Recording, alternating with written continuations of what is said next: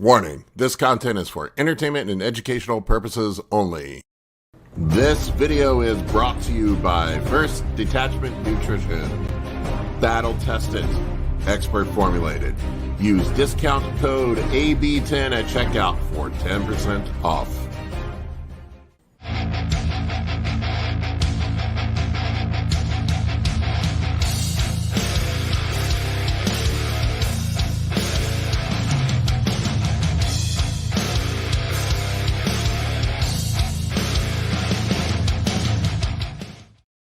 Warning, this content is for entertainment and educational purposes only. This video is... Whoops, sorry about that. Double warning. Double warning. I double played it, man. That's what happens when you get old and click things twice. What's up, guys? What's up? What's up? Oh, Todd's gone. Another week. More drama.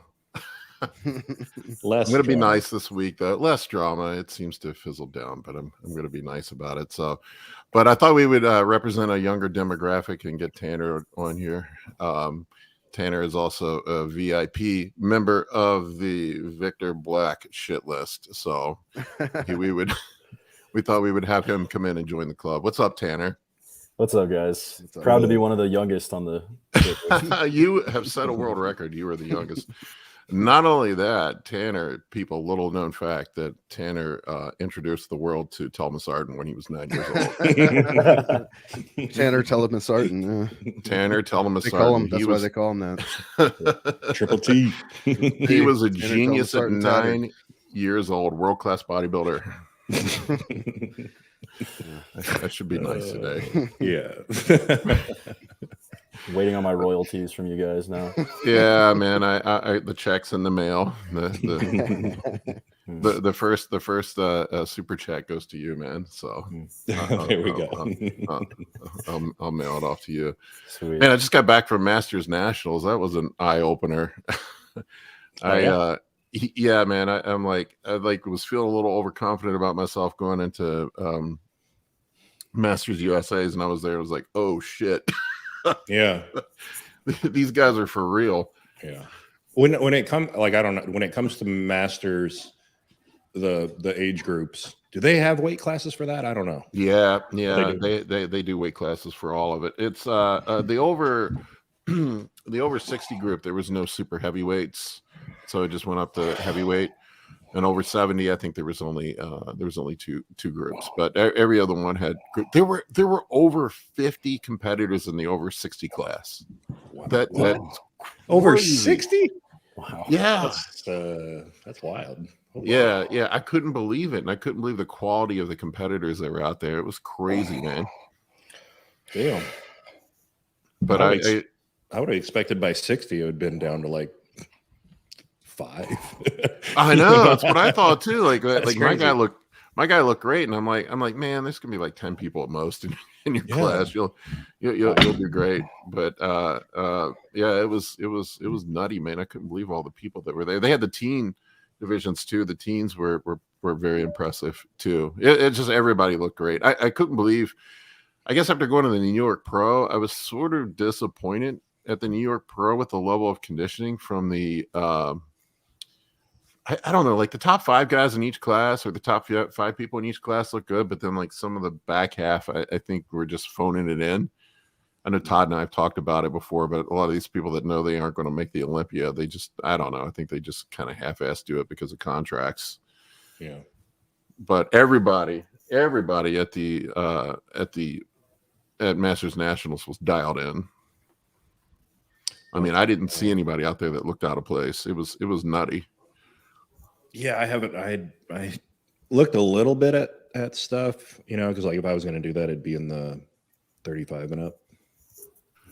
Yeah, I tell you, the guys that were the division that was the crazy one was the over 40 guys, like the over 40 and the over 45 guys. I think the guy that I talked to that won the over 45 got second overall. Wow. I might have to go chase my dog. He's over here tearing something up, the puppy. Wait, you got a new one, right? Yeah, I got a baby. He's 5 months old and he's eating fucking everything, tearing my house up. That happens. So Tanner, how long you been doing the social media stuff?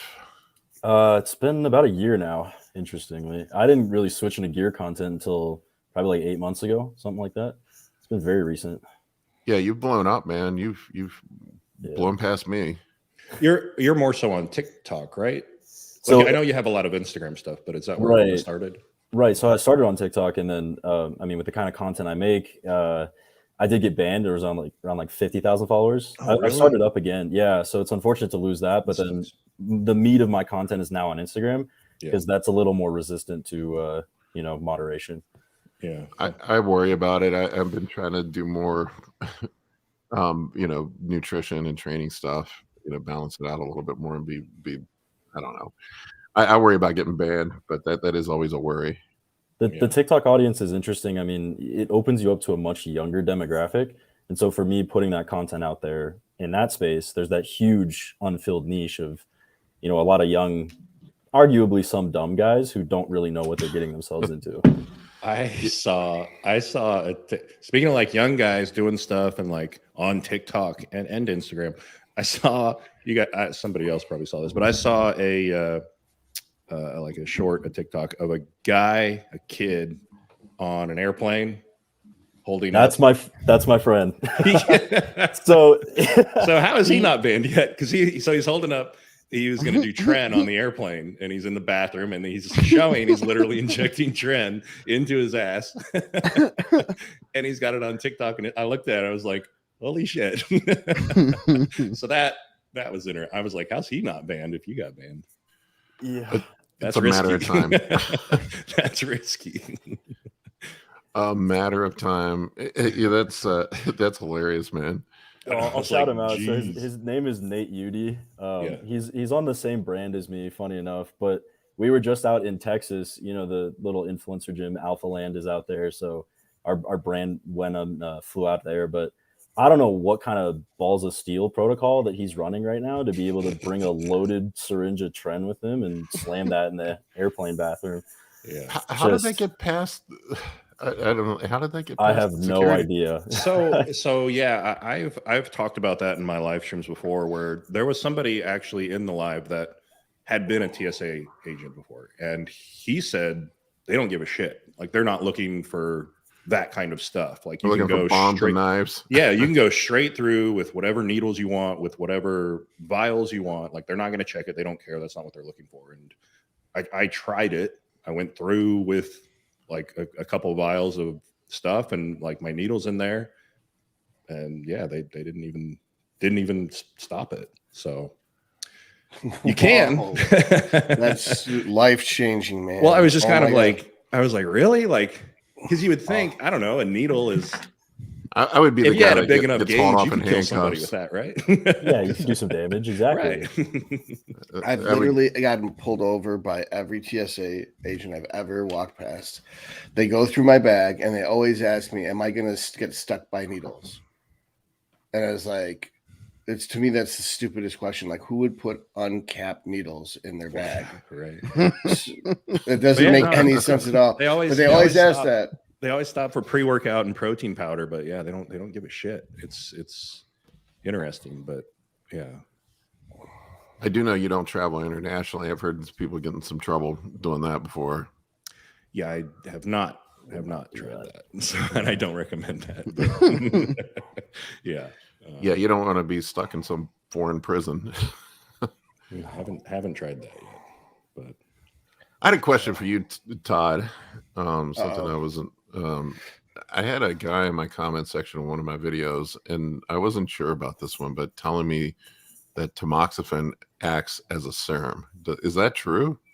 It is a SERM, a selective estrogen receptor modulator. Okay, I don't know why. I don't know why I didn't know that. What did you think tamoxifen was? Like an aromatase? Not tamoxifen. Jesus Christ, I'm not talking about tamoxifen. I was like, wait, what? Masteron. Masteron. Oh. So I saw that and I've done some looking, and Alex Kekel has some comment that like Primo will be an aromatase inhibitor in 50% of men, and 50% of men will have no effect. on aromatase. And then Masteron, it will work through different mechanisms of estrogen reduction on 80% of men, but 20% of men it won't. So I've seen no other evidence that the Masteron is an actual aromatase, a SERM. I think the same guy went to Victor and asked him that question because Victor had on his post that I don't remember what his response was. It wasn't as coherent as I would have liked, but it basically was negative. So I got the impression from his tone that he doesn't agree that, and I think he put up a graph without a legend that shows that Masteron was as good as a couple drugs that didn't have any explanation what they were as breast tumor reduction therapy. Well, I know Masteron was the point. Masteron was originally used as a breast cancer drug, correct?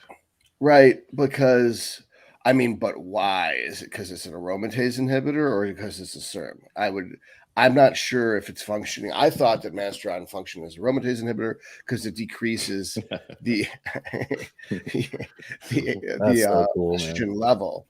Because you got to look, like if you look at blood work and adding Masteron, does it decrease your estradiol? If it does, it's not a SERM. It's got to be a aromatase inhibitor. Yeah, it's got to be an aromatase inhibitor. Because I know for sure Primo crushes my E2 level. What's up, Steve? Well, I missed Steve already. Vigorous Steve says, "Welcome to the inner circle of real bodybuilding, Tanner." Man, yeah, those are big words for me. Yeah, the VIP shit list. I was going to ask you, Todd, when you were talking about those percentages that Alex Kiekel had brought up, do you notice that in the blood work that you see of guys that you look at, like where it's like 80% of guys Masteron does have negative and 20% doesn't really do anything? Or I don't have sample sizes large enough to come up with that. So what I'm confused about is, does the 50% fit within the 80%? Like, are there people that won't respond to Masteron but will respond to Primo? Or is it like, of the people that respond to Masteron, a good portion of those will also respond to Primo? The ones who don't respond to Masteron will not respond to Primo. Yeah, I've seen a lot of blood work in my my Discord group, and it seems pretty. There's a couple of things that we keep seeing from a bunch of other people is if they've got Primo or Masteron in, their estrogen is lower, but also, of course, their free test is higher, but also their total test shows up lower than if they didn't have it. And we were all like, what the heck? Like, some people were starting to question whether or not their testosterone was legit or not. And it was like, well, nobody's like changed it. Well, if more of the added that free is actually being, more of the total is going to free, then it would lower the total, right, Todd? I thought that total included free. Yeah, oh, that's does what it? I thought. Yeah, yeah. I don't know how they calculate it. But yeah, that's what I don't know. Our guys have seen that. It would imply that a lot of it's converting to DHT, I guess, because it's closing off the pathway for the testosterone to convert to estrogen, which means that there's more testosterone has to be squeezed through the DHT pathway, which is the explanation why people feel that Masteron causes your hair to fall out, despite the fact that it's Victor's biggest pet peeve, is that the Masteron causing hair loss thing. I myself have noticed that, but Kuba brought up a point when I told him about it. It's like, oh, you're on prep, you're on T3, you're on reduced calories, you're already stressed, and then you add in Masteron a couple weeks before the show. That additional stress might cause hair loss. Whereas androgenic alopecia takes years for the hair follicles to actually get killed. The hair shedding and actual androgenic alopecia are two different things. And that the androgens could cause the shedding, but it's not androgenic alopecia. Oh, I didn't know that. Yeah, lower estrogen can do it too, right? Can cause shedding.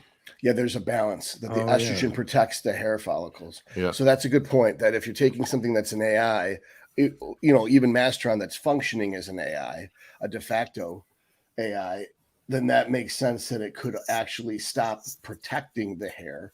So taking your foot off the brakes is kind of like the same thing as hitting the gas. Huh. Interesting. Yeah. Well, that is a long-winded answer to the question. I think so. Like, that all makes sense to me now. Yeah, I don't know. It must have been the same guy because he was challenging me on that Masteron acts as a SERM, and I'm like, I've never heard that. I looked, couldn't find any studies that indicate that. I did see a couple random posts on the internet, but I couldn't find a straight answer one way or the other. Yeah, that was the first I saw it, was when that guy commented on Victor's thing. So, what was the other one here I wanted to find? what was this? Is that sterling? $5 sterling is like $17 real money. In a world full of cupcakes and politically correct bullshit, it's a breath of fresh air to have someone like Dr. Todd. Anyways, thanks for the cardio fun. Oh, he didn't even ask a question. He just wanted the best money. Thanks, man. Yeah, Josh, the guy I talked to. He's one of Justin's clients. He wanted us to rate his physique. I see. Okay, do we have pictures of him? Yeah, I can pull him up. Give me 1 second. See, butters us up first. He's like, I'm gonna give you compliments and money. Now rate my physique. Well, now it's not gonna be accurate. He's smart. We were talking before the show. He's like, don't be kind to me, and I'm like, don't worry. Todd has no filter, man. I think I'm the nicest. Remember when Branch Warren was on Rate My Physique and he was the nicest one? I know. And it was totally off. Like, wait, I expect Branch to be the hardest core one. Yeah. He was like the nicest one. He says this because he's had a daughter. Now that because he's had a daughter, he's all nice. It's true. Having a daughter would make you so patient because I've had stepkids before. And once I had stepdaughters make you so patient. Girls are so much better behaved than boys. Very popular at the New York Pro. Everyone wanted to talk to Branch. Yeah, everybody wants to talk to Branch. Couldn't get a word in. I'll never forget the video of him talking to the leg press and telling it how he was going to rape it. Did you ever see that one? I did not see it. It was That's pretty aggressive. It was up on Instagram, and he was like telling it how it was going to be his bitch, and he's going to rape it. And it was like, I'm like, that is another level of intensity that most people do not have. That is a man that doesn't mess around in the gym. All right, so here's Josh. Let's pull him up. Josh is 6 weeks out from his show. He's working with Justin, so he's pretty lean. He looks like he's had the abdominoplasty like I have. The legs are lean. Yeah, he had another picture. I don't know where it is, where his glutes were already shredded. Yeah, his lower body was. Which division is he? Very classic. Okay, he's proportionate. Mm-hmm. Yeah, I mean, we talked about it. He needs to get a little bit bigger. Yeah, I mean, he's balanced. Yeah, yeah. So I guess if I wouldn't even specialize, I would just throw it on everywhere. That's legs, lats. Oh yeah, that other shot was probably like fasted, no pump in the morning, huh? Yeah, yeah, that's better. Yeah. He looks leaner when he's fuller, which means he's lean as fuck. Mm-hmm. Yeah, he's super lean right now. He's measuring shit in kilograms, so he can't be American. Where is he from? England. Uh, I think he's in England. And that wasn't supposed to be derisive. It's just an observation. I just have that Norm Macdonald voice, so everything sounds like sarcasm. Yeah, I mean, I always laugh when I'm watching like a documentary or something, and they like take the time to say something in meters, and then they say, or the size of 3 football fields, and I'm like, thank you for also giving me the figures in American. I appreciate that. Like, now my brain understands the distance. Yeah, I would say Josh just needs to get bigger. Yeah, I mean, everything looks balanced. You know, he's very lean. I'll look at guys like when I get guys that send pics to me, and like sometimes you'll see dudes that just have structural flaws that you can't fix. And I think sometimes you can overwhelm them with size. I mean, there's some people that just have ugly, I don't know a better way to put it, just ugly physiques. And it's just going to be a bigger version of the ugly physique. But sometimes you can overdo it with, overwhelm it with size. That's my game plan. I'm just going to show up as big as fucking possible and see what happens. Well, it looked like, I mean, the dude that won the one class at Masters, like my class, he was big as fuck, man. They definitely were rewarding size there. Everybody was. I couldn't believe all these old guys with shredded glutes too, man. Yeah, man. I mean, the Gary Udit shows are good shows. It used to be like turning pro at North American wasn't considered as prestigious, but like Bumstead and Sean Roden turned pro at the North American. Todd, I had a decision to make this week. There was an ultimatum. The world's fairest man, amongst other, the world's leader in many things, told me that I needed to disavow you if I had any integrity. Wait, hold it. Wait. You got to give you some backstory. So I unfollowed him, so I stopped responding and actually getting his page some traffic. So what is this still going on? Because the last I heard, he was going to delete all his material and then focus his whole life into destroying Todd Lee. So I was just like, I got it. I can't even watch this. This is going to be a total fucking. It's just going to irritate me because he's going to pick stupid shit. But like, what did he say to you on the? Well, the world's fairest man said that if I had any integrity, that I would disavow you completely. And on what grounds? So on your bro science and bullshit. He really hasn't put up much about you, honestly. Okay, good. Like it was like all the stuff you already saw and like commented on, and he just kept like running around with that. But without the comments though, because he turned the comments off. Yes, and any posts about me turned the comments off because I was getting more likes with each comment than he was getting on the whole post. Yeah, that's what happens when you only have 500 real followers. So. Yeah, that was so funny. She sent me a picture of like this. Someone ran an analysis of his account. Out of the 40.2 thousand followers, there's 538 real people. Now, in fairness, they can predict what it's an algorithm they use to predict based on comments and engagement how many real follows there are. So it's plus or minus, but it's a lot less. That's a huge difference, though. That's a factor of 1/80th. Well, so I don't think it's like too far off, because I'll be honest, 7 years ago, when you couldn't when you were like doing Instagram stories and you couldn't just like post a link in your story, you had to like tell people to go. What was the phrase you would always say? Go to my link in my bio is what you would say. Yeah. Mm-hmm. Whereas everybody that had over 10,000 followers, you could just swipe up and it'd go straight to their link. Right. And that was a big deal. So 7 years ago, I hired a company to get me followers, and over the course of like 7 months, I gained 10,000. And I was like, cool. So then I shut that down, and took advantage of the swipe up thing, because it was huge for like when I was with Redcon. Whenever they'd have a sale, I'd throw it in there, and it fucking worked like crazy. Unfortunately, though, there's about 10,000 people of my followers that are fucking. It's nothing. So I ran the thing on myself. Like, I think I have 24,000, and it said I have about 14,000 real, 10,000 fake. And I was like, that adds up. Okay. So yeah, it's I thought about it. That's interesting. Yeah. Somebody was asking me how I thought Mike Israetel looked. Are there pictures of him on stage? Because I saw all the lead up shit, but I didn't see any stage pics. I mean, I thought he looked fine. There's just the competition was just so tough, and I believe I could be wrong about this, but I believe he was in the heavyweight. He cut down to the heavyweight. He might be better served to be bigger and be in the super heavies. I don't know, but I mean, he's not very tall. And he sort of has it's the same thing we talked about before, is a blocky physique. He's just got a blocky physique. I don't know clearly the guy knows how to train, knows how to eat and all that stuff. It's that I don't think it was a conditioning issue or anything. They just were really fucking good competitors. There. If I recall, he got like 5th, I think, in his class, something like that. But it was just so deep, and there were so many good competitors. It just like, it was crazy, man. It was like a pro show. Of course, this was, maybe I was just overwhelmed because this is the first time I've really been to a big national show. I've been to a lot of pro shows, but it was just the depth of people. Yeah, I've got a couple of stories based on that.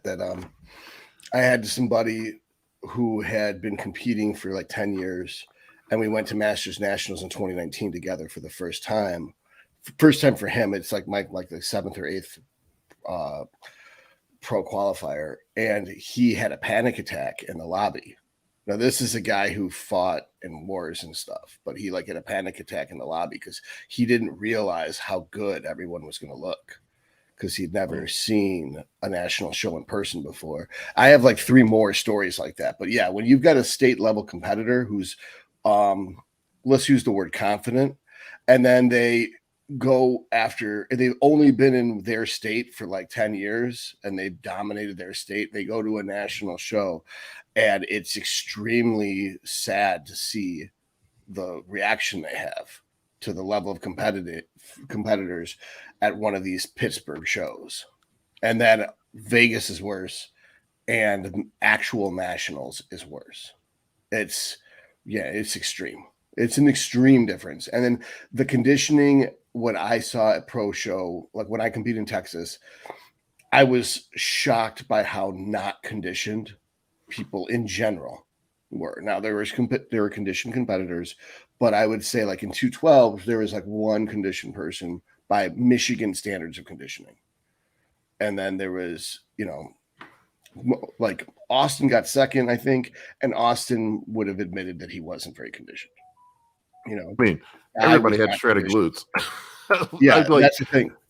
Yeah, and whereas in a pro show, almost no one has shredded glutes. Even at the Olympia last year, you know, you had Derek and Hottie had shredded glutes, and that was pretty much it. I talked to, this just shows you the level of dedication it takes. I was talking to this one guy. We talked before he went out, and then he won his pro card, and he was telling me this was his 13th national show. Then he took 13 national shows to win a pro card. That is some resilience, man. Yeah, just keep going back. 13th national show. He said he'd been trying for a decade to get his pro card. Wow.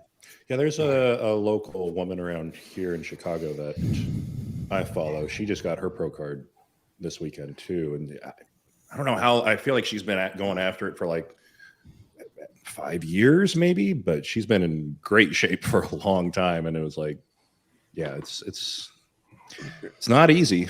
You know, you can't just walk in and do it. It's rare for that. Chase, you would have been probably one of the biggest guys out there. Oh yeah. No, I'm all water and mineral retention. All water and mineral retention. What's actually going to be there? It's 90% of his weight that he carries is in his ankles. We know this. Right. It was my legs. I thought it was his feet. It was his feet. It's his hobbit feet. By the way, I changed my growth hormone injection protocol just a little from going from sub-Q to IM. And a huge benefit, right? I don't know about benefit. Well, yeah, I guess I would say benefit. Sure. Like, so I started it like at the start of the week. End of this week, like about the end of last week, I was floating around 270, 272 around there. End of this week was 279. I hit 281 in kind of like on Thursday, I think. But so weight shot up more, and it doesn't appear to be anything that's like, you know, under the skin or fat or anything like that. But so more water retention, but also like more side effects in that hands started going crazy numb, like more often than sleeping, when it was non-existent on sub-Q. And I have to say I did start to feel a little more lethargic in the morning doing that. So it's interesting the difference between just that little change going from one big sub-Q shot to one big IM shot. So it sounds like it's converting over to IGF-1 at a higher percentage. Possibly, yeah. I've never tried IM. I've never tried sub-Q. I've only done IM. Yeah. I've heard a lot of pros talking about they do it IM, and I was just following what the pamphlet said. I was like, okay, I'll just do it sub-Q, whatever. I used to always do it IM, but I always just put the GH in the same insulin syringe with my gear and shoot it, or my insulin, whatever I was going to do at that time. I've never done insulin in sub-Q either. I always do insulin IM. Which is funny because you do Humalog in the muscle, you feel it within seconds. It's quite dramatic. Do you use like Humulin R instead? No, I use Humalog and Lantus. Oh, so you do Lantus in the muscle too? I do Lantus you do in it the all. muscle. Yeah. Oh. I don't believe in sub Q. I think it's like, I don't know. But it's if I saw a benefit to it, I would, but I find that it irritates the skin and then you're gonna have skin damage. And then like if the whole point is you get on stage, if your skin looks like shit, you're gonna lose. Why would you damage your skin? Your skin's the one thing in bodybuilding that no one ever considers, and it's the most important thing. Yeah, I do when I do a sub Q shot, I do it on like my upper thigh, like around there where it's not super noticeable, because I feel like every single time I would experiment like with going on my waist with it, I would hit a vein and fucking bruise, and that looks terrible, you know. And if you get a lump there, that you get a lump around your navel for like 6 weeks. Yeah. And then it just looks weird. And then people are like, what's that? And you're like, a fucked up injection. And then it's kind of embarrassing because like, you're not supposed to fuck up injections. You're a doctor. You know, like it's like I can't get away with shit. But based on what we were talking about before, is like I just did the math, and it was my 8th pro show, and before I got my pro card, and I got my pro card on my 8th pro qualifier show. So my 8th national show is when I got my pro card, and I had already won 3 times. So I had to win 4 times. I had to win 4 national shows to actually get the pro card. Well, I found Mike Israetel's photos. If you guys care from to this, see. can you put up on the screen?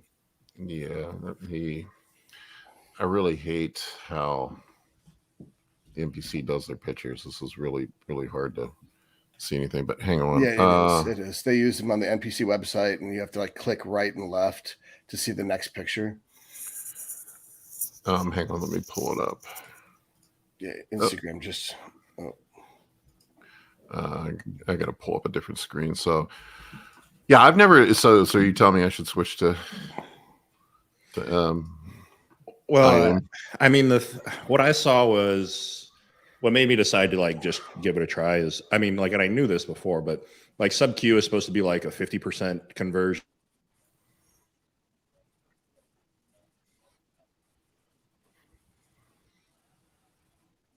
So if I've been doing sub Q this whole time, it like equates 9 because I've been doing 18, so that's 9. If I go to IM, that's technically like 12.5 or something like that. So it's like, I'll give it a shot and see what happens. And yes, it felt like I bumped the dose up for sure. So it's interesting. I didn't expect it to be that big of a difference, really.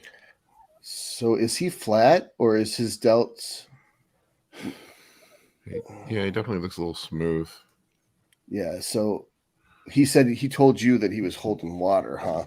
And I noticed that. I heard. I noticed the lower back and the glutes would have been soft. I didn't expect the delts to be flat though, so it makes me think that he wasn't holding water; he was just flat. Yeah, I mean, I saw his pictures a few days out. He looked good. I don't know. Yeah.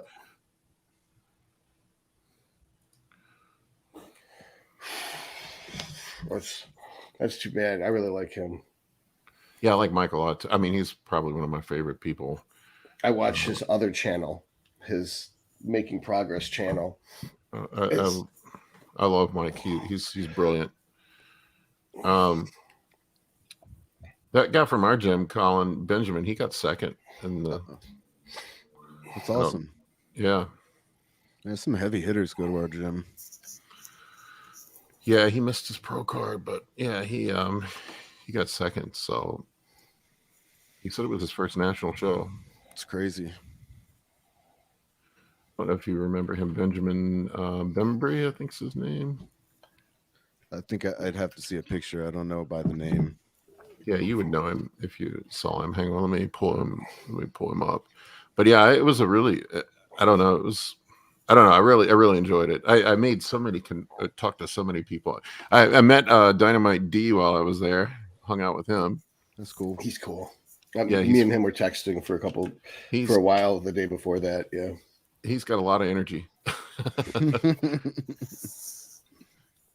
Yeah, this is the guy from our gym. His quads look good. Oh yeah. Benjamin, yeah, he got He got second in the heavyweights, the over 40. Wow, that's awesome. Yeah, he looks great. Yeah, that's good. I want to see the guy that I want to see who won my division, which would be the 45 super heavies. Man, the 50-year-old dudes looked great, man. I couldn't believe the they didn't have a 45 division. It was just 40 and over. Okay. Ooh.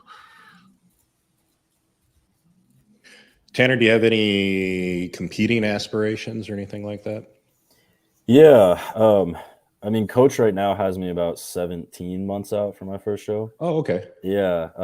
I've always really liked bodybuilding. I mean, I started getting into the gym because I saw Ronnie Coleman for the first time. So that's quite a way to get into bodybuilding.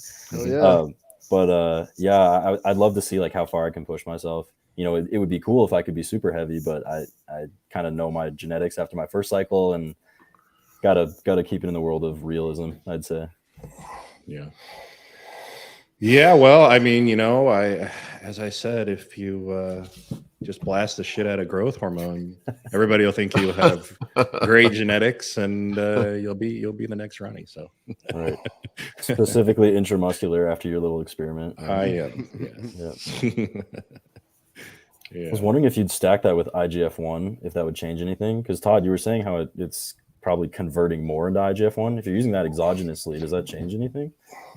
I mean, I talked to John June about this, and he says it's really not going to make a big difference. But on the other hand, I talked to Roman about it, and he says it's a huge difference. About IGF-1? Yeah, like a 50 bilateral post-workout with IGF-1, specifically Increlex, like using the real stuff, is a dramatic change. That's once I did an experiment, I was using Humalog pre-lift, D-ball pre-lift, and I was using IGF-1 intra-lift, the DES, and my pump was so extreme I wouldn't be able to hold the dumbbell. I would have to use straps to like strap myself into dumbbells for dumbbell curls and stuff like that. It was, and I was doing I was doing low-key, what do you call it? Paul and Colin will remember this. I was doing oh my God, that was insane. So it's all pre-exhausting, and it's also agonist antagonist supersets. So it'd be like barbell curl superset skull crushers, like 3 sets of 12. Yeah. And then like you also, like, I don't smoke weed anymore, but you were supposed to smoke weed before Loki so that you'd have a better mind muscle connection. But Colin's got that covered. Really? Really, that would work. Yeah, Colin must have the best mind muscle connection on the planet. Dude, yeah, the best known to man. He's gets got better. Gets better every day. He's got some mind booty connection. The way I can neither confirm nor deny these accusations. So the way I arranged it was like, there's like a powerlifting style month, then there's like a week, then there's a super high volume superset week, agonist. Then there's a Dorian Yates style week. And then the last week is like a FSD7 pre-exhaust week. So you're going heavy, super light, heavy, and light, and you change every week. So that way each week has a purpose. And on the final week, because it's kind of like a deload, you're supposed to get high first so that really light weights feel heavy. And you're going for just mind muscle connection, contractions, and pump. And because it's agonist antagonist, it actually gives you the biggest pump. And so that's why I thought that worked really well, to throw in D-ball and IGF-1 on that week. And it was insane how hard it was to like close your hands. The pumps were unreal. Yeah, I could. I guess one benefit of weed before lifting would be you wouldn't be able to count anything. You just be lifting and just going and like, oh, it hurts, I can't go anymore. And that's what you have a training partner for. You count for me, and I'll count for you. I feel like I told this story before where I was personal training at a gym, and I had this guy that would come in super high every single day. And he had no idea what was going on. And he would just he'd get on, like we were doing like bench press or something. He'd get on the bench and he'd just start going. And I was like, how many? Like I knew how many he was doing, but I was just like, I wonder just how many he's going to do. he was just repping them out. Like he was warming up, but he just kept going. He probably got to like 35 and he was like, is that enough? And I was like, yeah, man, put it up. And then he would get up and he'd just start walking around. He'd just like be pacing for like 5 minutes or something. I was like, what the fuck is going on? And then like 40 minutes in, I mean, the guy was not in good shape. 40 minutes in, he'd be like, all right, I think I'm good. Let's get out of here. I've had that before too. I've had clients who actually said to me, like, I think I'm done for today. Yeah. And every time. He was like, I think I'm good. And I'd be like, yeah, it's your money. All right.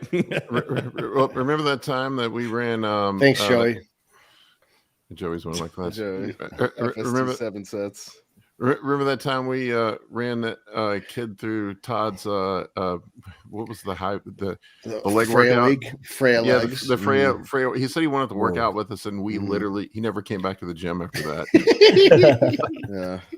Oh man, I designed that week at a Planet Fitness too. I was like, I'm gonna go to a Planet Fitness and make the most savage, brutal workout ever. So if anyone ever says you can't get a good workout in a Planet Fitness, like, here's my girl's legs routine for a Planet Fitness, and I would give it to them, and they would fucking murder people. The 60 rep leg press, I think it was.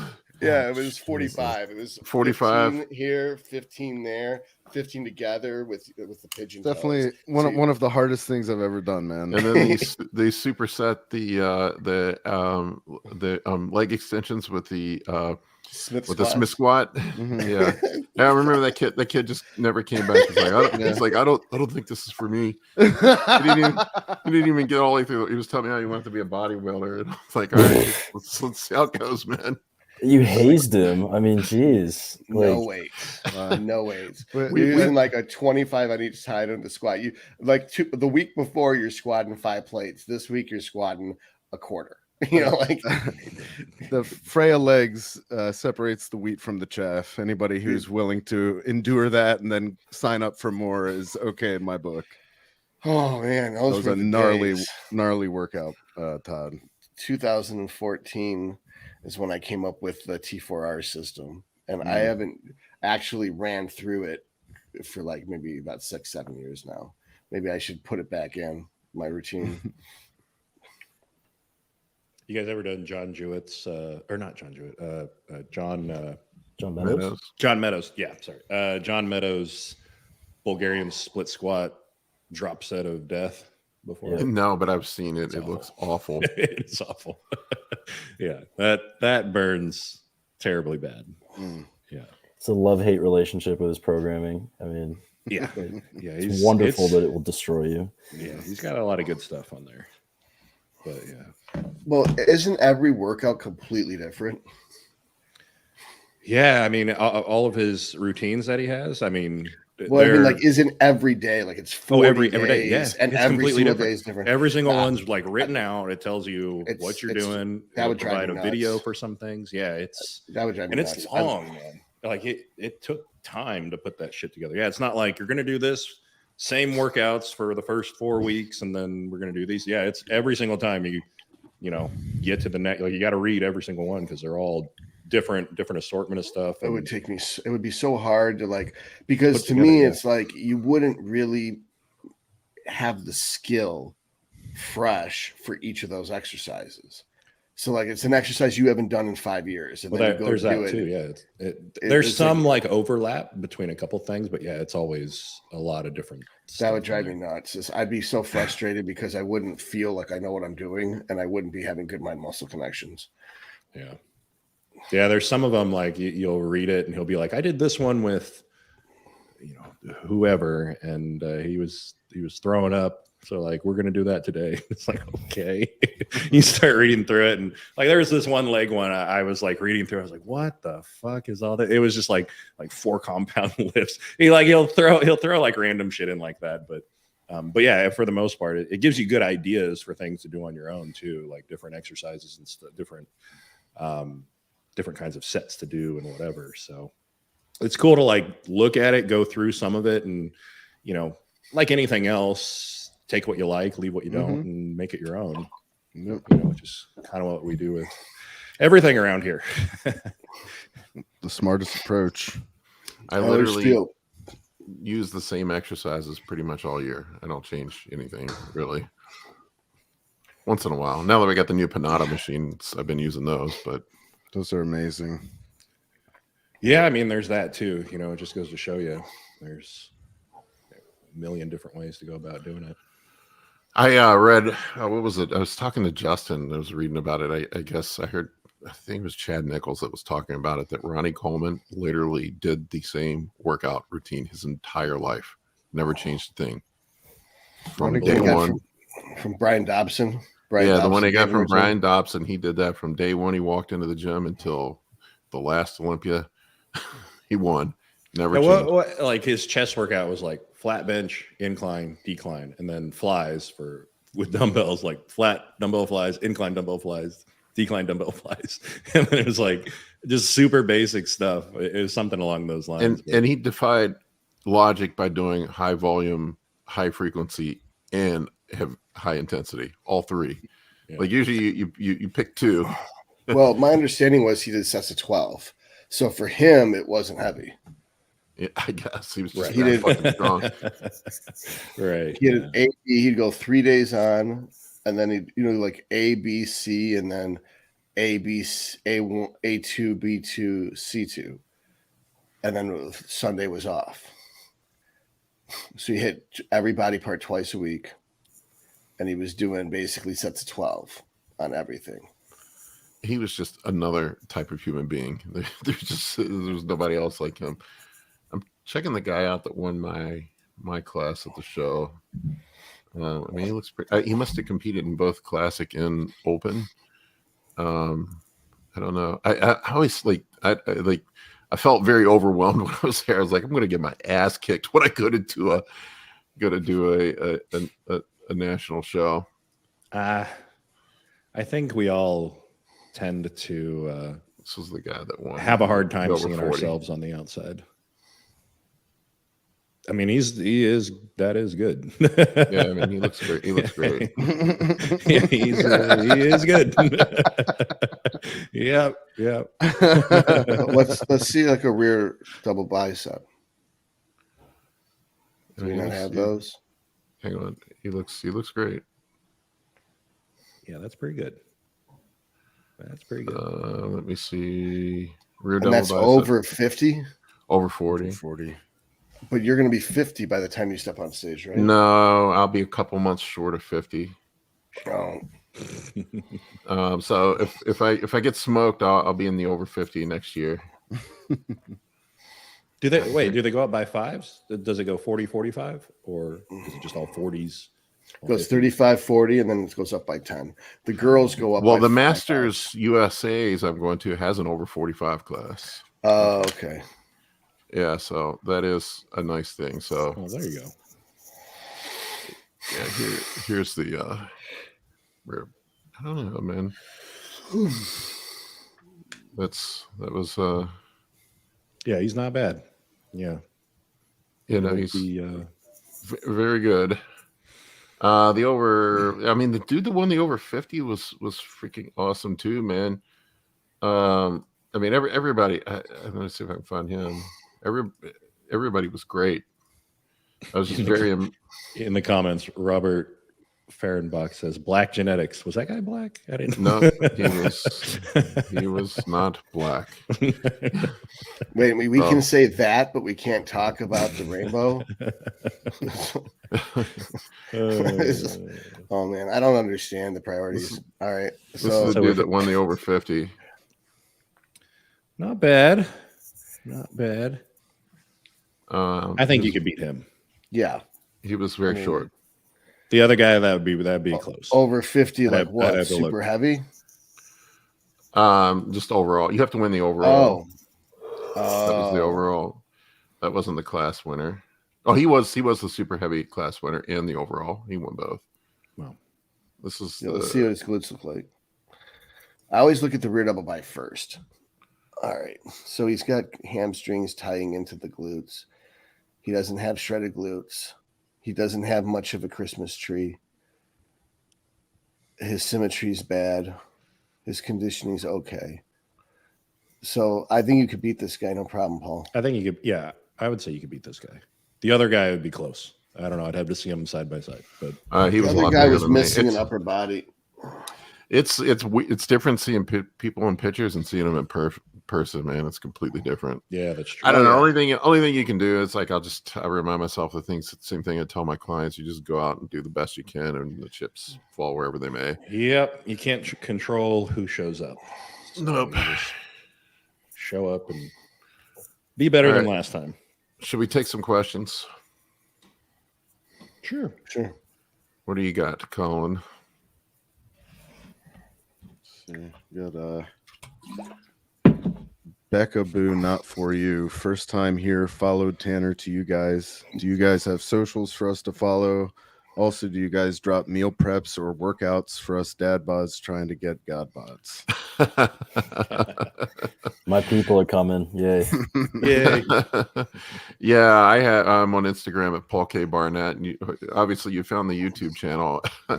If you go to my website, I actually do have some free workouts, and I have tons of nutrition videos and stuff on the YouTube channel. You just look for them. I actually have sample diets. You walk you through how I structure a diet for both carb cycling for both fat loss and for hypertrophy. Yeah, it's Todd Lee MD on pretty much every platform. If you just Google that, you'll find me. Yeah, mine's Chase Irons on everything. Most of my YouTube stuff is where I talk about gear and all. I mean, pretty much everything on there. My Instagram is very much just like more exercise related. So I thought everybody knew Chase. I thought you were worldwide famous, man. I thought you were just. I just assumed that everybody knew who you were. No, definitely not. All right, what do we got next, Colin? All right. So we got this may be more of a comment, but Rescue IV says he works in a lab. We run testosterone and estrogen levels the last 3 years. Younger men's levels are lower for testosterone. You guys are more informative and I guess truthful than the doctors. Yeah, I can speak pretty directly to this. I was 21 and my total test level was 301 nanograms per deciliter. Holy shit. Yeah, I'm living the life. So getting on testosterone definitely changed everything. It just sucks, man. I mean, I see so many kids now struggling with that. Yeah. And a lot of them aren't ready to make the jump to direct injectable testosterone. So kind of like a middle stepping stone for them has been enclomiphene. I don't know if you guys are familiar with that, but yeah. That's helped a lot. I've seen like levels go from 300, 400 to like 800, 1,000. Yeah. Yep. And my understanding is tamoxifen will work as well. That tamoxifen was so good for breast cancer and clomiphene was a shit breast cancer drug. So they just couldn't get approved for it for breast cancer. So they did it for male fertility. But it doesn't actually mean that it's better at male fertility than tamoxifen is. Exactly. But of course, most doctors don't know anything about medicine. It's specifically even the areas that they practice in. And so they don't know that. And what I mean by they don't know anything about medicine, what they don't know is pharmacology. I should have been more specific. They don't know about the medicines they prescribe. You guys probably get a lot of that where there's a huge appeal to authority where it's like, oh, this guy has this level of professional education. And you realize like in med school, they probably only got like one slide in a slide deck about, steroids, increase your blood pressure and whatever. You get nothing in med school about steroids at all, except for cortisol based stuff like prednisone and stuff. They don't cover anything to do with anabolic steroids or male fertility whatsoever. Very little nutrition too, right? Isn't that what you said? Like one nutrition class? No, everybody gets nutrition 101 and no teeth, no feet, anything that's someone else's area or politically incorrect, you don't learn about. It's very political focused. Wow. Yes, you can't learn about the feet. You can't learn about the teeth. You don't learn anything about men, and you don't learn anything about being healthy. That it's all about disease management, and you were basically prepared as if all of your patients are going to be women. What? 70% of patients are women. Men don't complain about problems. Men are just die. And they just stay home and die. The only men that you'll deal with are going to be elderly men. Young men will not come into the doctor unless their wife or mom takes them. I know I'm terrible about it. I just hate getting lectured. That's funny. Yeah, I got an email just the other day of a guy. He was taking really high dose compounds. It was like a 500 milligram per milliliter test, and the same for like EQ. He sent me a side profile shot of his ass, and it was all swollen. And it was like all swollen. He's like, my girlfriend wants me to go to the doctor. He's like, I don't know. Do you think this will be okay? Like, what should I do? And I was like, got 102 fever and cold sweats and how many times plus he said it looks like I have a BBL. I was like, well, we start an OnlyFans and we start there. And I don't know. He ended up listening to his girlfriend and going in, and they said it was cellulitis. I get dudes reach out to me all the time. Like, what do you think I should do? Should I go to the doctor? I'm like, yeah, let's go to the fucking doctor, man. Always cracks me up. They got to hear it from Coach Paul first. So if you're questioning doctor, you probably should go. Yeah, but like let me run it by my coach first. Right. Yeah, right. Yeah, I don't know, like something like that, because I've had like, over the past 14 years, like one random shot here and there where it like gets a little inflamed, but it's like it's never a big deal. But I'm like, if you can see where the injection mark is still, like you can see the hole still and it still bleeds, it's like, okay, that's probably not a good sign. Like that should have healed up, I had my first abscess last year. I don't know if you remember that, Colin. I had to go get it fucking cut open and drained. It was on my thigh. I don't remember. Yeah, it was during contest prep. I had a shot go bad and I had to get it cut open. That's a bummer. And they do that thing. Yeah, thank God I didn't let it go too long, man. Where it was it had it was MRSA. Oh my Lord. Yeah. MRSA. Yeah. What do you mean? It's a bacteria resistant. Methicillin resistant Staphylococcus aureus. Yeah, that's the one. Thank you, Doctor. Yeah, they had to cut it open on the tip of my tongue. Thanks, Todd. It was an unpleasant experience. They had to cut it open, and I had to go in every day, and they rinsed it out and repacked it. It was not, and I kept training. She was like, "Take a week off from the gym." I'm like, "Oh, fucking contest prep. I'm not taking a week off from the gym. You kidding me?" I'll skip legs. Okay, so they put like gauze in it to pack it so you could drain it, or I would go back every day and they would clean it out and they washed it out. I don't know what the hell they washed it out. They gave me some antibiotics and then I had to switch the antibiotics because the first ones didn't work. And they just kept cleaning it out and they left it open. It was open for like 2 weeks. You didn't need IV Vanco? No, I ended up not. They caught it really early. Okay. Because usually the way you treat MRSA is with vancomycin, and that's how you get VRSA, which is vancomycin resistant Staphylococcus aureus. And if you have VRSA, you're kind of fucked because we don't have anything that can fight it. So it's really popular in the hospitals. Like if people go to the hospital, you have a good chance of getting VRSA, and then you're fucked. So I would do anything possible to stay out of a hospital. Yeah, like even if you had to do it in like the parking lot and have them just come out to the parking lot to clean your leg and with gravel and dog shit, it would probably be safer than actually being in the hospital because the bugs in the hospital are so enhanced by surviving the different antibiotics that you will not be able to kill those bugs once you get them. Yeah, I went to the urgent care. But yeah, it was funny because the nurse practitioner that cut it open and took care of it for me. She was very flirty. She told me I had a nice body. Well, you had to take your pants off to get to your legs, right? Yeah.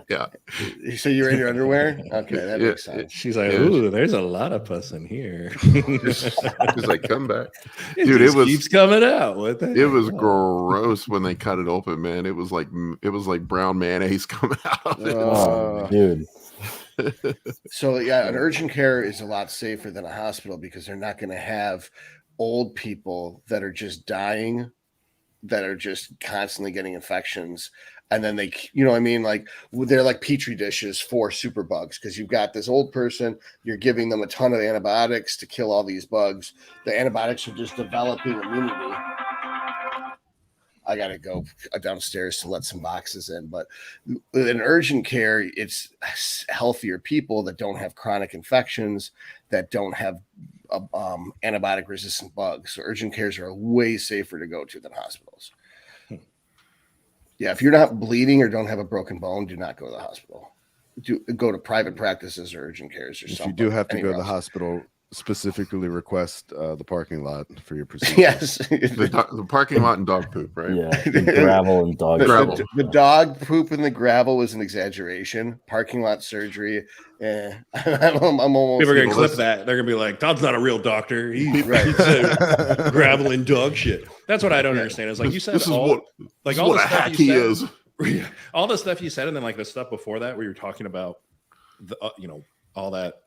I don't know how people can be like, "You're not a real doctor." It's like, did you just listen to all the shit that he was saying?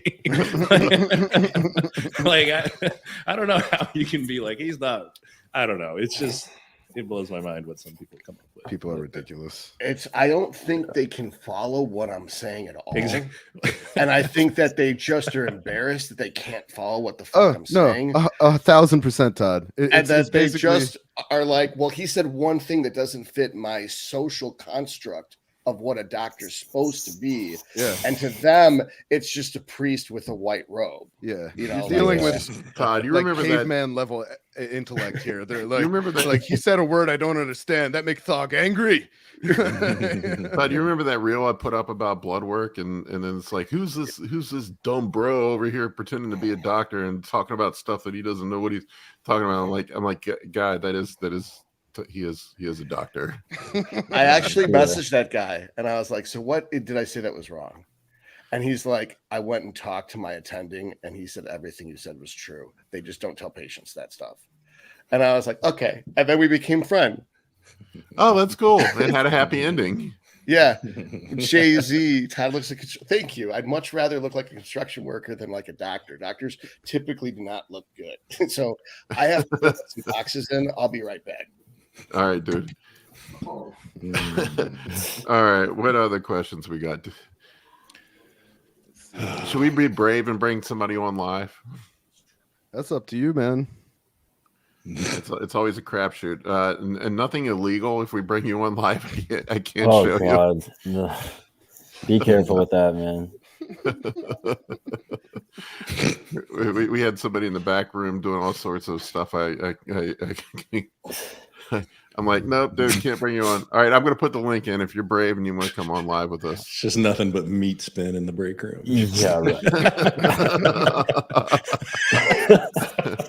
I don't know if you get DMs like that where they'll send you pictures and they're like, oh, did I do my glute injection right? It's like, I don't need to see your ass, man. Like, well, they're okay. So Since we're talking about that, like, I don't, you guys, when you're sending like pictures for like a body comp as well, like you don't need to pull your pants down so like to the top of your dick. Like nobody needs to see whether or not you have definition down there or not.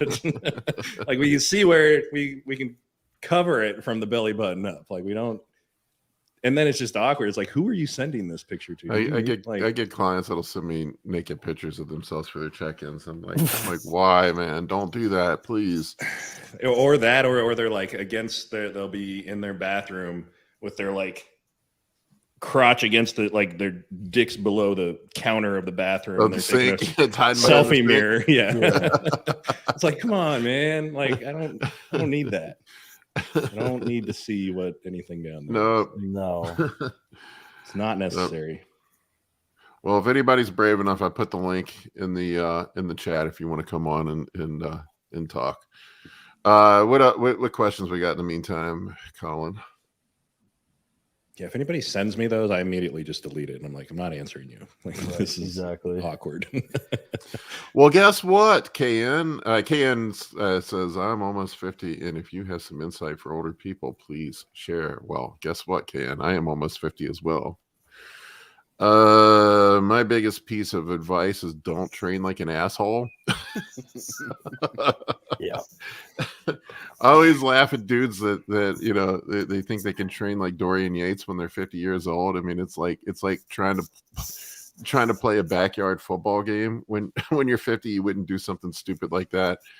Or I like what Dante Trudel used to always say. He said it's like jumping off the roof of your house into the pool when you're in college. You know, that was cool, but you do that when you're 50, you're going to be a paraplegic. Yeah. So just be more intelligent with your training. Diet, you got to be. Biggest thing that changes with diet, and Colin, you and I were talking about, is not eating spicy food and getting carried away with stuff that's going to blow your gut up. You have to be more careful. Triple threat for me is spicy food, if there's alcohol present, and if it's a meal that's especially high in like rich fats. Like one or more of those factors will lead to my intestinal downfall. So I try to stay away from explodes. Those. Yeah, it's very unpleasant. Yeah. The thing that I find. Oh, go ahead. Go ahead, Chase. Yeah, the thing that I find like older guys get in trouble with the most is trying to like play like co-ed sports and stuff, and just going to like that. Somebody will be like, "Oh, I blew my knee." I was like, "Well, how? What were you doing?" They're like, "Oh, I was playing volleyball and I dove for a thing." Can you, like, can you imagine blowing your knee out doing something as stupid as playing sports that you're not even getting paid for? Man, God, who would do that? I blew my ACL out 5-6 years ago playing basketball. Yeah, I don't take place in any and I'm 37. Like I don't even bother with. People want to arm wrestle. I'm like, no, fuck you. I'll blow out my body. Like I'm not gonna do that. That's man, stupid. how many bad stories have you heard about arm wrestling? Oh man, there's that kid at our gym, Colin. You remember him? That had the entire he had a radial fracture on his arm. Yeah, he has the entire scar. It runs from his shoulder all the way down to his elbow. That's what Ian's got. Ian Valliere. He's got a huge scar down his tricep, and he said it was from arm wrestling. Jesus arm wrestling. Christ. Yeah. There's arm wrestlers are fucking different breed, man. What a specialized sort of like training regimen to be an arm wrestler. There's this dude on Instagram that I follow called the Arm Wrestling Whisperer, I think. I've seen that. Yeah, that dude's insane. Yeah, he's like not that big. He's like the Bruce Lee of arm wrestling. He's like he's not that big, but like he's like fucking like wiry, and he's so much stronger than he should be. Yeah, he's fucking like arm wrestling for people for like, you know, money on the lines. Like, you can have all the money in my wallet if you beat me. He's like arm wrestling people like with his fucking motorcycle helmet on or fucking aviators, and he like whispers to the people as they're trying their damnedest to like beat him. He's like, yes, good, yeah, just like that. Now he's like, now square up, you know, like yeah, it's funny. I've gone down that, and then like he's like, I'm gonna go a little bit, and he's just like, blah.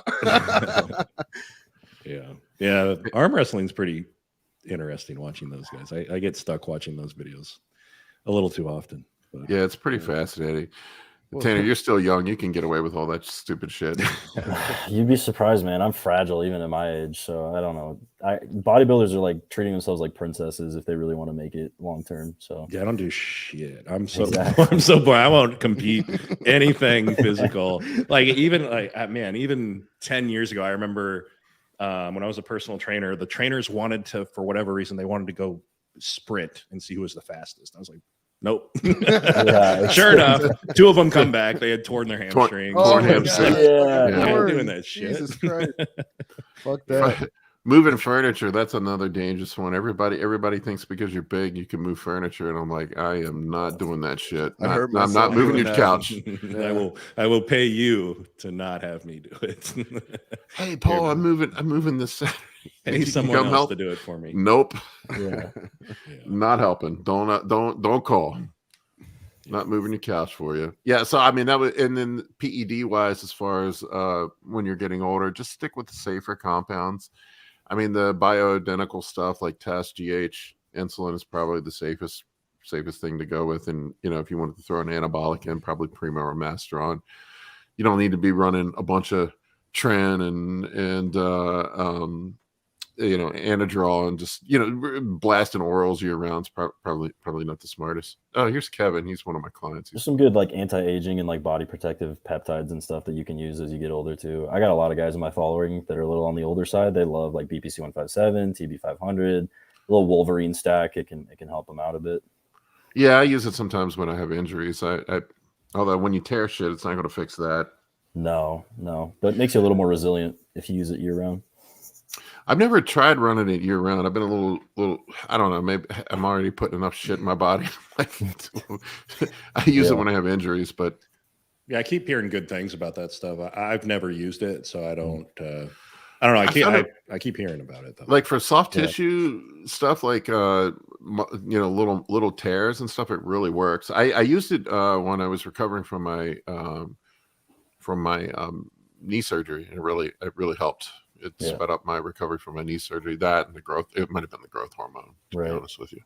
The coolest thing is you look at like the powerlifting scene and the release of BPC 157 on the underground, super, super strongly correlated with the amount of, world record attempts that guys are able to pull off. Interesting. Because before that, it was like, you'd go for one big attempt and then your body's basically destroyed. You don't have the resilience to be able to keep doing that over and over again. Yeah. Super, super cool. Justin Harris was the one who put me onto that. Oh, interesting. Yeah. Right, let me bring Kevin on. What's up, Kevin? What's up, man? Can you guys hear me? Yep. Cool. Hey, I'm totally excited to hop on really fast. I didn't think I was going to, but I figured, what the hell, why not? Screw it, right, Kevin? Yeah, fuck it. Sorry, probably shouldn't swear. About the fuck it. Like, watch your profanity. We'll do it live. Fuck it. It was Tanner. I've seen him on IG popping up quite a bit, and I was kind of curious. Like the amount of kids that you see. I'm like 37, so yeah. But the amount of 18, 19-year-old kids that I see in the gym, training hard, and looks like they're doing all of the right stuff, and the amount of guys that are potentially already on gear is, it's kind of scary, right? From like that standpoint to me, like, and I know that you have a lot of guys that you advocate for, and they reach out to you, and they have like low tests and things of that nature. I mean, the amount of food and the environments and all the phytoestrogens and all the stuff that tends to repress a lot of these kids. Is there any course of action that you take with them before kind of going down the route of anabolics and or other solutions? Like, hey man, let's take a look at your diet. Let's change this for 6-8 months, maybe even a year, because when you spend your whole life eating junk, right, or crap, or things you think are good, but they're really not. Yeah. It doesn't just fix itself within a few months. It kind of takes some time. So do you have like a process that you go through with any of your guys? Yeah. So, most of what my outreach is to these guys is basically making the information available. So it's not like I'm doing any like hands-on one-on-one coaching, but if there are people who come to me and they're like, hey, I'm X years old and my testosterone's really, really low, it's always the first thing you're going to look at is what is your quality of life actually look like, right. Because it's just like you said, there are guys who are probably eating pig slop on the regular and they don't really think that much about it. They're like, yeah, I go out every weekend, I drink with my buddies, and then I get like McDonald's at 2 a.m. But it's okay because I'm eating chicken and rice, like, Monday through Friday. It's like, okay, sure. But there's at a certain point, you got to put everything in perspective, check your sleep, check your micronutrient and like deficiencies, right? You can go down a huge laundry list of items. And at a certain point, it's like, okay, you've done enough. Like, at least, even if you're living a sufficient life, it's frustrating to think that as a young man, you have to maximize every possible vector just to have like a 600 total. Whereas like, there's some old dude who's screwing around, smoking cigars, doing whatever he wants with his life, and his testosterone is like 1200. Right. So for a lot of guys in that position, immediately it's like, well, what the heck, man? Like, I've been gypped from the start. I don't really have a choice in this game. Yeah. And that's where they start looking at enhancements. And some of that can be unhealthy searching, as in like they're looking for SERMs because they just want a quick boost, but they're scared to inject. Or they're like, can I do an anabar only cycle? And can I do a D-ball only cycle? God forbid they start asking me about Winstrol and Superdrol only, like all the way down the list of these weird, obscure protocols, until eventually, you either settle with them on a solution like, hey, you can try enclomiphene, you can try tamoxifen, see if that would be successful for you, assuming that blood work is good and you're not getting any, eye floaters or anything that's common with SERMs like that. But then beyond that, it's like, if you're legitimately ready for testosterone, you'll see some young guys who do actually qualify for that. There was a 17-year-old a little bit ago, Riley Palfy, who had very good potential to start at that age 17. Unfortunately, he did pass away in a motorcycle accident, but he's a good example of someone who it's theoretically possible if you have your act together you can be ready for it at a pretty young age. Cool. No, man, thanks. I see you so much out there, and you have a lot of content with that, and it's like, and I was like, this is cool that he's doing it, but in the same sense too, like my genuine concern was because I in no way have an amazing physique, but I do have a lot of, like, when you're in the posing room after you work out, kids will come up to me and they start asking questions, and a lot of them will gravitate right towards anabolics, like, constantly. Yeah. This Paul always talks about, beef, chicken, rice. Eat it and eat as much as you can, right? Yeah. And like that's kind of the thing, because these kids, they always want to talk about the fun stuff, and then you see a lot of content from so many influencers now, and I think that it's a scary time because there's so much info, and like steroids and anabolics are now like a meme culture, where it just even though there's jokes, like trendy thing is possible and blah blah blah. I feel like it hurts these kids though too, because instead of just going to the gym, eating and busting their ass, like now, it's just more common. My rule of thumb is you learn how to train, learn how to eat first, and then get. I mean, you're probably cutting yourself short if you don't get a year or two of that under your belt first. But I know it's a bit of a controversial take, but you look at all the people that are successful in bodybuilding, they all probably started at a really young age. Yeah. One thing I've noticed, and this is Gen Z's defense, a lot of the Gen Z, even the teenage girl Gen Zs, are more sophisticated with their training than pro bodybuilders were 5 years ago. Yeah. And that I see kids as early as 16 with meal preps. So although, yes, like I have a friend and she's like 16, and when she was 15, she was like, yeah, I'm on Tren. And she like would pull up the website and show me. And she's so dry. I didn't know she was fucking with me, but she was totally fucking with me. But she was just like, yeah, I'm on Tren. Here's my distributor. She's like, I get these tabs for Winnies and blah, blah, blah. And she was like, she knew so much about gear at 15. It was so funny when I found out she was just kidding. But it's like they all know all about it. Yeah. But most of them are smart enough not to touch it. But they do the meal prep. They do the training. They're doing their single cable pulls, trying to target the lats.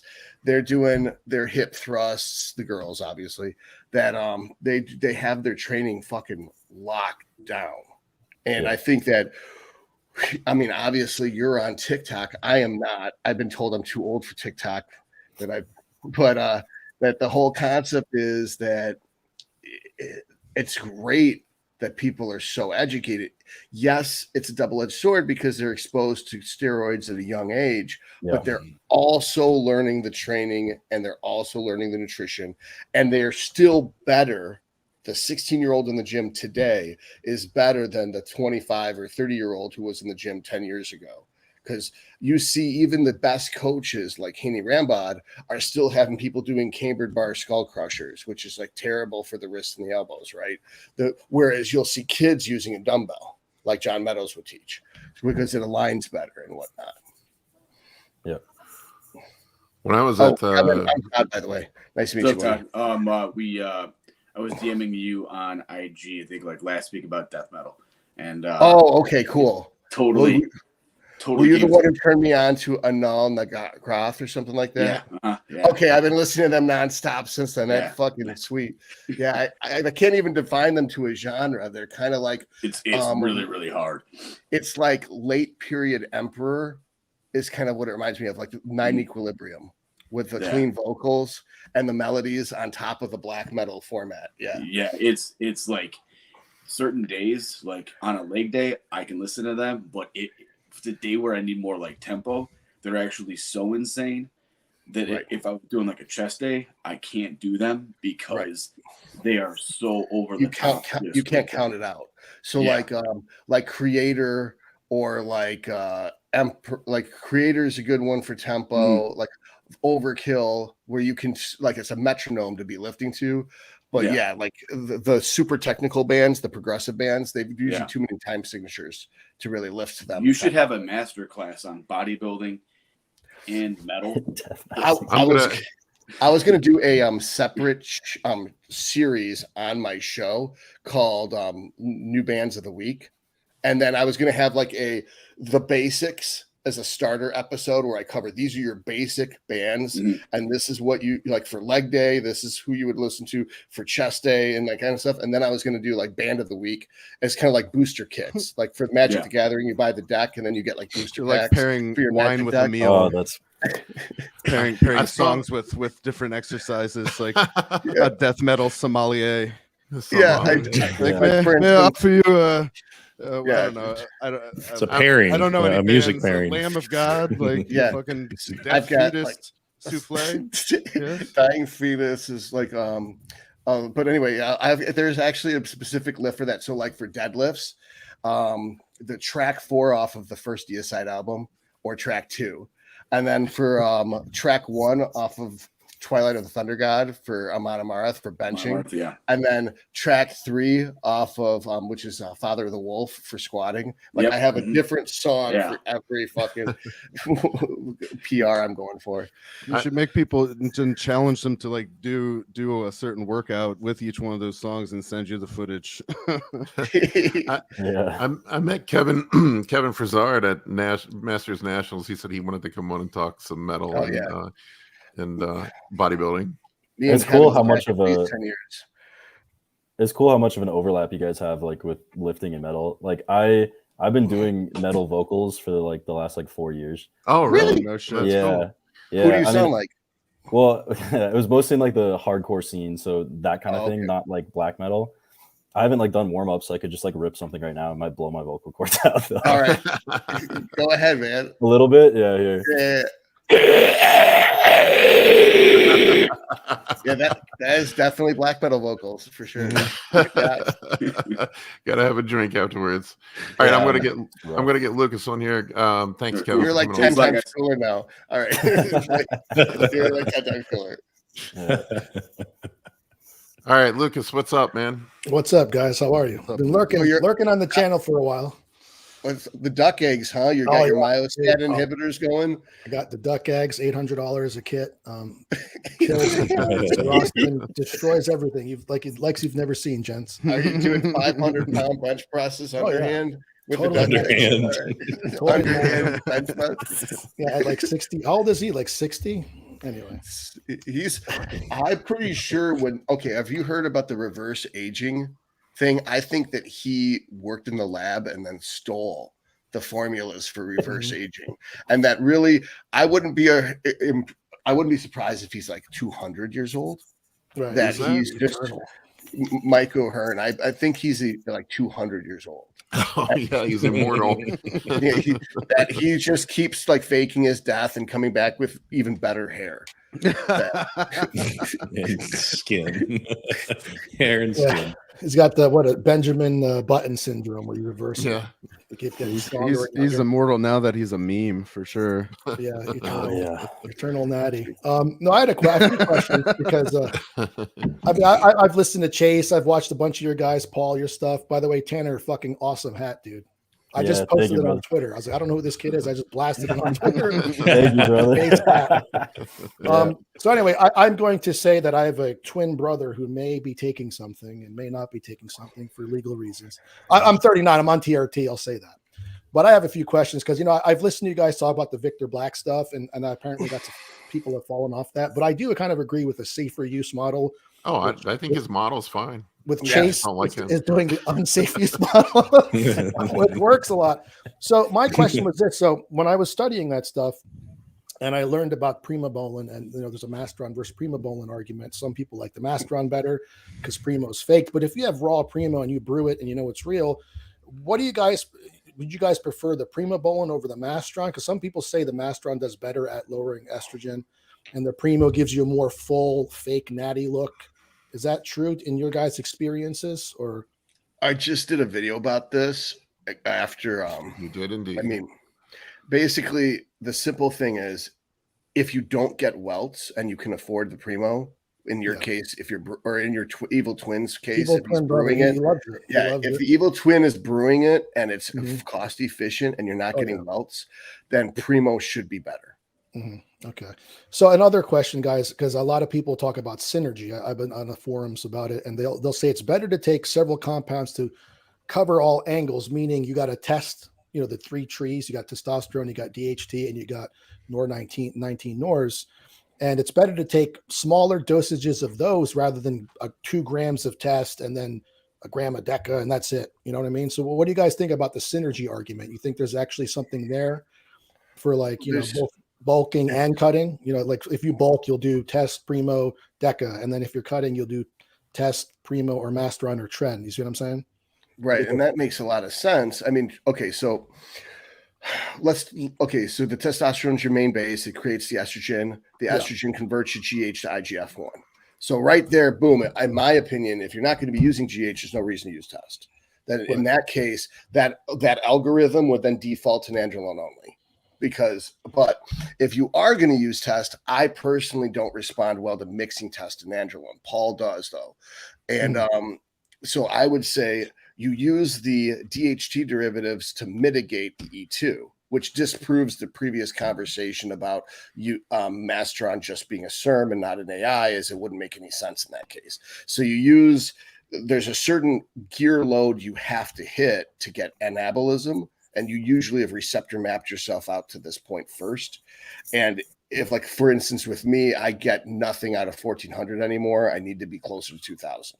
So like if total load, total load. Okay. So I can't handle 2000 test, but I can handle 1000 test and 1000 Primo. That puts my E2 at about 40. Mm-hmm. Now, if I needed to fill the gap with a third agent, that's when you'd introduce a nandrolone, although most people have some type of complication with nandrolones because nandrolone does so many extra things. Where nandrolone shine is that they're cortisol receptor antagonists, so that in a calorie deficit, Tren has 3 benefits for you. It preserves muscle because it's a cortisol receptor antagonist. Yeah. I believe it lowers TBG, so it increases T3 uptake. Basically, your T3 is more efficient. And it also works as a mitochondrial uncoupler, kind of like a poor man's DH. Right. Yeah. So basically, a little bit of Tren can work like 3 fucking drugs on top of your test and your Masteron. Now, personally, I'm not made of money. I would stick with Masteron because I don't want the welts, because I don't want scar tissue, because that's going to fuck up how I look on stage. Yeah. And as far as the Tren goes, I found that even 25 milligrams of Tren was so harsh on my personality. Our viewers were noticing that Todd's on Tren because I was going to be more of a dick than usual. Well, my brother likes Tren E. Like, he doesn't mess with acetate anymore, and he could take 400 for 6 months and then take his bloods after a month and be totally fine. Like, my brother, he's literally side effect free. No problem with anything. Like, he got his gyno removed when he was in the service, just like I was there too. Same platoon. So I'm like immune to everything. I did a gram, not me, my brother. I'm speaking for him legally. I have a power of attorney. A gram of DECA alone just to try it, and I had 0 sides, and my libido was insane. I did the Mike Menser thing, but it was nandrolone. It wasn't MPP, and it fucking worked. So like, a lot of people have the bro science shit. I just try. Like, I'm like Chase. I'll just try shit out. Like, okay, let's see what happens. Not 28 million IUs of Sarah Austin, but I've done. My brother has done several things and told me, hey man, and I'm like, listen, bro, I just want to be on my duck eggs and be like Michael Hearn, the Titan and the greatest athlete in the world. But I've done. My brother has done several things, and I just wanted to get the panel's opinion on things like that. Now, I know some people, like, I think what it comes down to is this, and you've said this a lot, Paul. Find what works for your body and do what you got to do. You don't have to go crazy dosages, minimum effective dose, right? And then titrate up. And, for right now, my brother is on 400 of each, test, Tren, and Primo. He gets no sides, no welts, and he's in a cutting cycle. So he's doing pretty well. He went from 260 to 230, so he's okay. But he's been on for like 4 months straight. So it's like, and he just stopped taking growth. He was taking 3 IUs, very low. But the growth he was getting, which is Chinese, the last time he took it, he would take 5 IUs, and he was getting 495 IGF-1 levels. That's fucking pretty holy good. Shit. Yeah. And this is right. And this is the, actually, Paul, I think I sent you the link months back of which one it was. Yeah. King Dow, whatever the hell it's called. Anyway, so pretty good, because I've seen people say, I take Serostin and it's 280. I'm like, bro, god damn, you pay 600 a fucking kit and you're only getting 280. And I'm 30, and I'm 39. So anyway, I'm not a professional bodybuilder. My brother isn't. I've never competed. I just more of a hobby for us, like to work. I do the duck eggs. He does the crazy shit, and he tells me what it's like. And I'm like, wow, that's pretty cool, dude. But I was just interested to answer, what you guys thought of the questions there. So synergy, you guys agree it's better to take multiple compounds? I'm the only one who answered you, actually. No one else. Oh, yeah. What about the rest of it? Well, what's Chase? I want to know what Chase says. Take them all. Take 10 grams. All of it. No. So like when it comes to your first question about like Masteron or Primo, for me, I just whatever's in stock. Like if they got it, sure, I'll use it. Like literally, like it's funny. I feel like, when I started this whole cycle in February, I was on Test and Primo. And the next thing I knew, Primo was sold out from all of my, main sources. And so then I was like, okay, well, I'll just switch to Masteron. So I switched to Masteron. Things were going along. Everybody picked up that. I feel like this is the way it went. Everybody picked up I was using Mast E. Now everybody's on fucking Mast E, and we're out of Mast E. So now I'm switching back to Primo. Like literally, I think it just got delivered to my brother's house today. And somebody else is going to use it. But anyways, so Mast, Primo, I use whichever I can get my hands on. Like, I don't care. Like, I go back and forth. I don't notice a difference between them. And then as far as, like, synergy, I mean, clearly I am doing just 2 things in ridiculous doses. But if I were going to be doing, like, low-dose stuff, yeah, I would spread it out a lot more. I think that's a good way to go about doing it. But, of course, you have to consider, like, do you respond well with the nandrolones, Because, like, testing the DHT derivatives are pretty well tolerable across everybody. Unless you go bald, which I'm, well, that's everybody. So. But, yeah, I mean, that's my take. When it comes to Primo or Masteron, I whatever I can get my hands on. They're pretty much interchangeable for some people. That's the way I've been treating it. Yeah. And I haven't really noticed a difference. Some argue that Masteron has more anabolic, like you're more aggressive. You might get more pimples from it. It's more androgenic. That's what it is. And then others say Primo gives you this 3D look that's kind of like fake natty, like Arnold back in the day, kind of look. I mean, that's what you hear, I know everyone's got different views on it. Everyone's very well could be. If you go look at a board with a fucking poll, it's like, fuck Primo, Masteron's the best. No, Primo's the best. You suck. Everyone's got it's been back and forth. I don't know. Well, I don't think it's been back. I feel like 2 years ago, me, Paul, and Steve were really pushing the Primo on people. Well, we know Steve loves Primo, that's for sure. Just Primo. I do like Primo. Here's my thing with it. If you have the budget, buy Primo. If you don't, save your money and buy more GH. Well, if you could brew, I don't know, Chase would probably agree with that. My brother learned from Chase's brewing videos, so he knows where the things are, and it's cheap. It's fucking so. That's the reason why he got into brewing. He's like, bro, look at this guy brewing. I'm like, oh, cool, man. The only thing I do not like about Primo is the PIP. This guy has none of it. Hurts bad. When he makes his stuff, 0 PIP. He tells me. I do think hitting multiple growth pathways, though, too. You're having androgens, then growth hormone and insulin. There's more than one growth pathway, too. So, I mean, your androgen receptor pathway. Well, I think like something like insulin, unless you're a pro or really serious. I mean, it's not dangerous if you take it right. Like if you take the Novolin R from Walmart, it's not going to kill you if you do it right. But if it's a hobby, look, I do it for a hobby. My brother does it for a hobby. And I'm not serious. I'm not going to stage. If somebody wants to use insulin and they don't want to watch either Paul's videos, and I don't have any videos on insulin yet, but Alex Kikel's book's like $50, and it's pretty conservative. Like if you're a book learner, if you need to see it rather than hear it, just pick up Alex Kikel's book on insulin. And then the other thing is like a reference to the Pussy Island thing from way back is it's you keep taking all these androgens, but you're not doing anything to enhance the androgen receptor. Right. It's like you're putting all these dudes on this island, but there's still the same limited amount of women. So like you need to increase using L-carnitine is a very cheap legal way to increase the women on the island. so that all these extra dudes have something to match up with. No, does that have to be 200 a day, or what Chase does 1,000? I like Chase's video really. I like Chase's video a lot. I think Chase's video made the most sense. I think Chase's video was approximately it's just a pin cushion, man. milligram for like 3 weeks, right? Chase was like 600 for 3 weeks, and then you can coast on 2.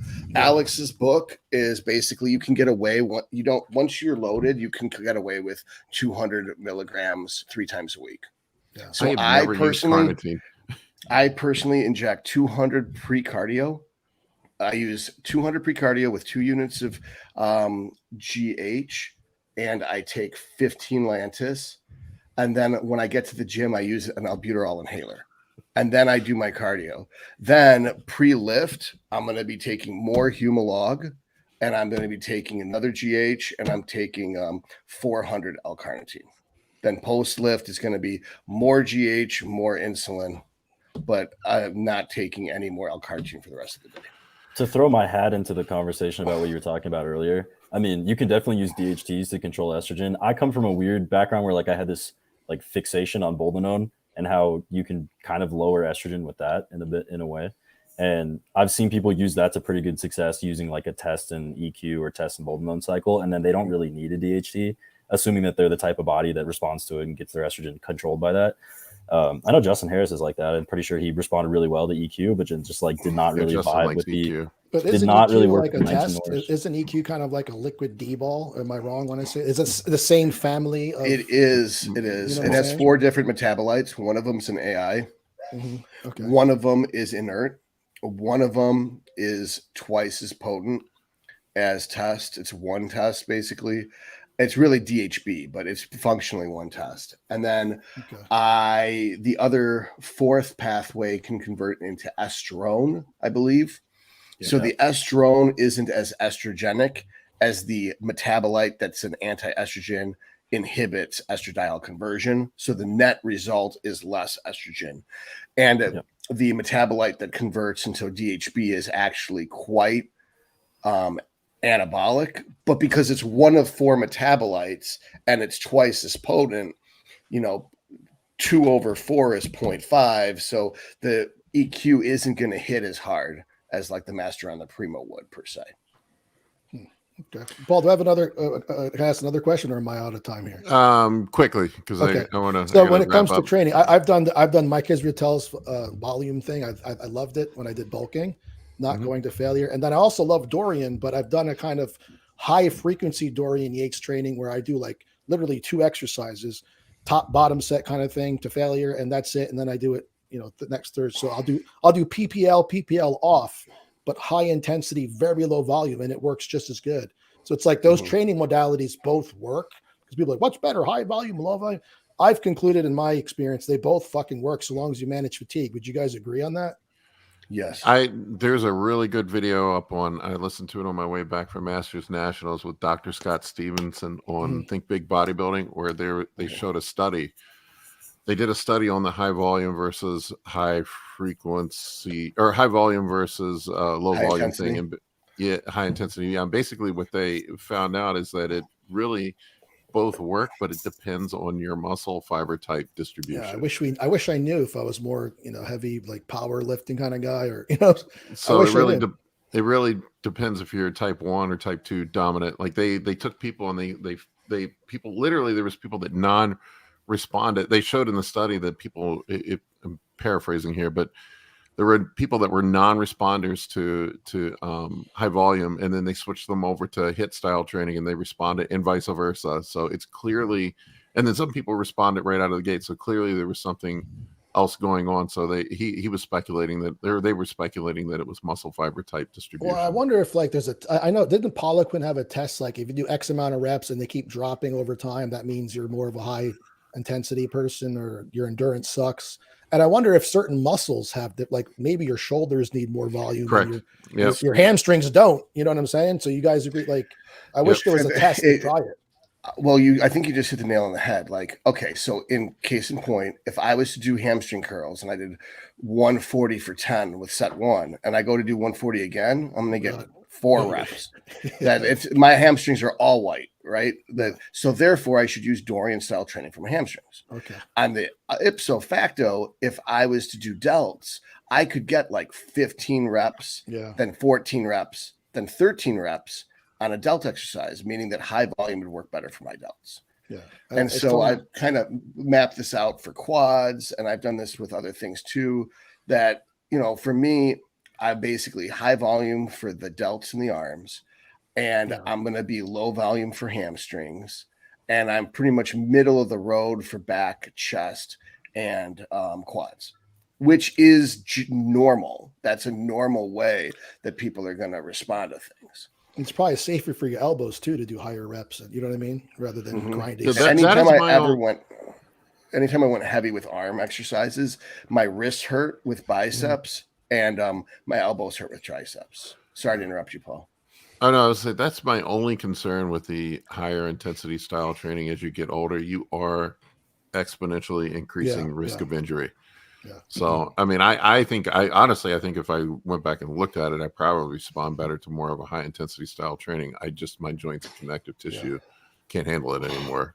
So my hack I've got a hack for that. I think like if you're 35, you shouldn't do less than 6 reps on anything. If you're 40, you shouldn't do less than 8 reps on anything.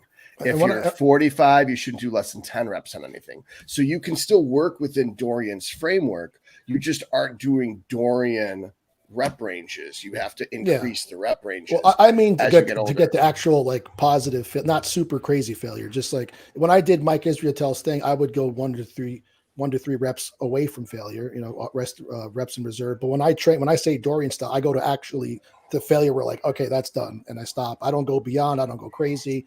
So I'm able to maintain my fatigue over the week. So yeah, I'm not going super nuts, like 5 reps and a tricep extension. So anyway. Yeah, my hack for this is just use more growth hormone and everything works. Yes, so. Just use a bottle a day. The training system that actually splits the difference, that if somebody doesn't want the headache and they just want the results, the J3U training system is basically a middle of the road between Dorian's beyond failure, low volume, and Israetel's 3 reps in reserve, super high volume. It's a moderate amount of volume with taking your sets to 1 RAR or 0 RAR. I mean, isn't Hani Rambon's FST7 essentially that too? He'll do like a heavy set and then he does those pump sets. Hani's stuff still uses really old-fashioned exercises, which aren't exactly scientifically backed anymore. Yeah. You know, like you're not loading, like Dorian's training was actually very scientifically advanced and it was 30 years ahead of its time. He wasn't doing just the same type of shit everyone else was doing. All of his lifts down to the exact pieces of equipment he chose were now science has proven were the correct choices. Where, I mean, like, for example, I used the term earlier, Hani has people doing like skull crushers and non-chest supported T-bar rows. And he has a reason for doing that. And I'm sure it's rational, but for a normal person, it's not optimizing because the tricep is being worked in lengthened position, but your elbows are fixed and your arms don't really bend in a straight line like that unless you turn on the side if you've got any lats. Like this right here is not, look, if my arms extend, they're going out at an angle that if I had to do a fixed bar, that's going to fuck up my wrists and my elbows. Yeah. That's why you're better off doing a skull crushers with a dumbbell or Meadows style. Cable. Right. And the same thing goes for like the T-bar. You're better off with a chest support because if you're really trying to work the upper back muscles, you want to have a brace. You don't want to have your lower back being the limiting factor for your upper back. He actually had a video where he was training both C-Bum and Hani Chupan, and C-Bum was very limited on his ability to be the bent over T-bar rows because his lower back was in so much pain. He wasn't really able to handle the load on his upper back. Whereas if you just use, and I've noticed that Hani's training style with what he's doing with Hadi is now more scientific in the past year or so. That I see that the machines he's choosing for his athletes are more Panada style machines and less of the old fashioned type of training with free weights. Cool. All right, Lucas, I appreciate you. Yeah, no, guys, thanks for having me on. Thanks for coming Thomas on, man. has been very patient. I want to get him on All here right, before guys, we take care. get off, and then Keep we'll up the wrap good this work, up. folks. And Chase, be careful, man. Good luck. Thanks, right, Lucas. Appreciate it, man. You got it. Take care, guys. Nice meeting you, man. Nice to meet you. All right, Thomas, appreciate you patiently waiting. Yeah, no problem, bro. Can you guys all hear me? Yeah, we can. Yeah, what's up, dude? What's up? Okay. Yeah, I want to ask some questions. I've been following you guys for a long time, especially Tanner. Tanner led me to Vigorous Steve. Vigorous Steve led me to Big Paul and Chase, and then all of you guys. I'm also a homebrewing video access member of Chase. Oh, thanks, buddy. I've learned a lot from them. Just to be clear, I'm 18. I'm not underage. So just so you guys know, because I probably look very young. I'm not underage. So I've been going to the gym for around a year right now, year and a half. And I was really fat, almost obese when I started. So the first year of training, I mostly focused on losing weight, but I tried to look up optimal workouts. So like trying to be as optimal as possible, but I think I sort of complicated things too much. And now I'm just like trying to find an answer on like how to train basically. So like, do you guys think that for someone my age, very young, that hits would be better because I can probably lift more weights than older Probably. people, I mean, that's how I started. I think that's probably the smart way to start. You got your joints are fresh, and this is when you don't have a base is when you'll respond to the reps in the 5 to 10 rep range the best. Okay. So you build up those type 2X fibers now while you can, and then later in life when you have to lift lighter, that's when you can actually fill out the roundness of the muscle per se. And so HIIT would be the way to start. Okay. But I also heard Paul say that because if you're eating like a high carb diet, that's high volume training would be better. On HIIT, would you still recommend a high carb diet or no? I probably wouldn't, especially if you're struggling with weight. I mean, if you're trying to lose weight, it's probably not a smart move. But I do think that to put that in context, I think that high carbohydrates with insulin and GH pair up well with a higher volume style of training. Just what I've seen. But I would say at your age, I would focus on getting lean. Definitely. Probably HIIT style training, maybe even a DC style training. I don't know. If you want, I mean, with the DC training, you'll progress your strength quickly. That's one thing I noticed with the DC style training. But really, any kind of, like Todd said, like in the 5 to 8 rep range, just traditional progressive overload. Master how to do the lifts. Learn how to execute the lifts. Learn how to eat. Focus on that type of stuff. Get the body fat off. So, I mean, if you are going to deploy anabolics at some point, they're going to be better utilized when you're leaner. One really good executor is Justin Shire. If you watch Justin Shire's videos, he is an expert executor. So if you're going to be lifting heavy as fuck, like 5 to 8 reps, then you got to lift like JP or Justin Shire. If you can't be like throwing the weight around like Sean Clarita did 4 or 5 years ago. You got to be really technical because you're going to fuck your shit up. Okay. And the other thing I've noticed is people who have body fat are probably in danger, like if they use insulin. Like, in other words, their body fat already absorbs nutrients more efficiently than a genetically thinner person. So using a drug that siphons energy into both muscle and fat is going to be preferentially good for someone who's naturally lean, and it's going to be particularly bad for someone who's naturally not lean. So therefore, another reason why the high carb, high volume training wouldn't work as well for someone who is endomorphic. So if you're young and endomorphic, heavier, lower volume training makes the most sense.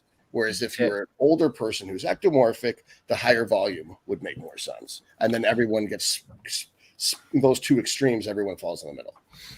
I mean, nutritionally, your carb backloading diet would probably work really well for him.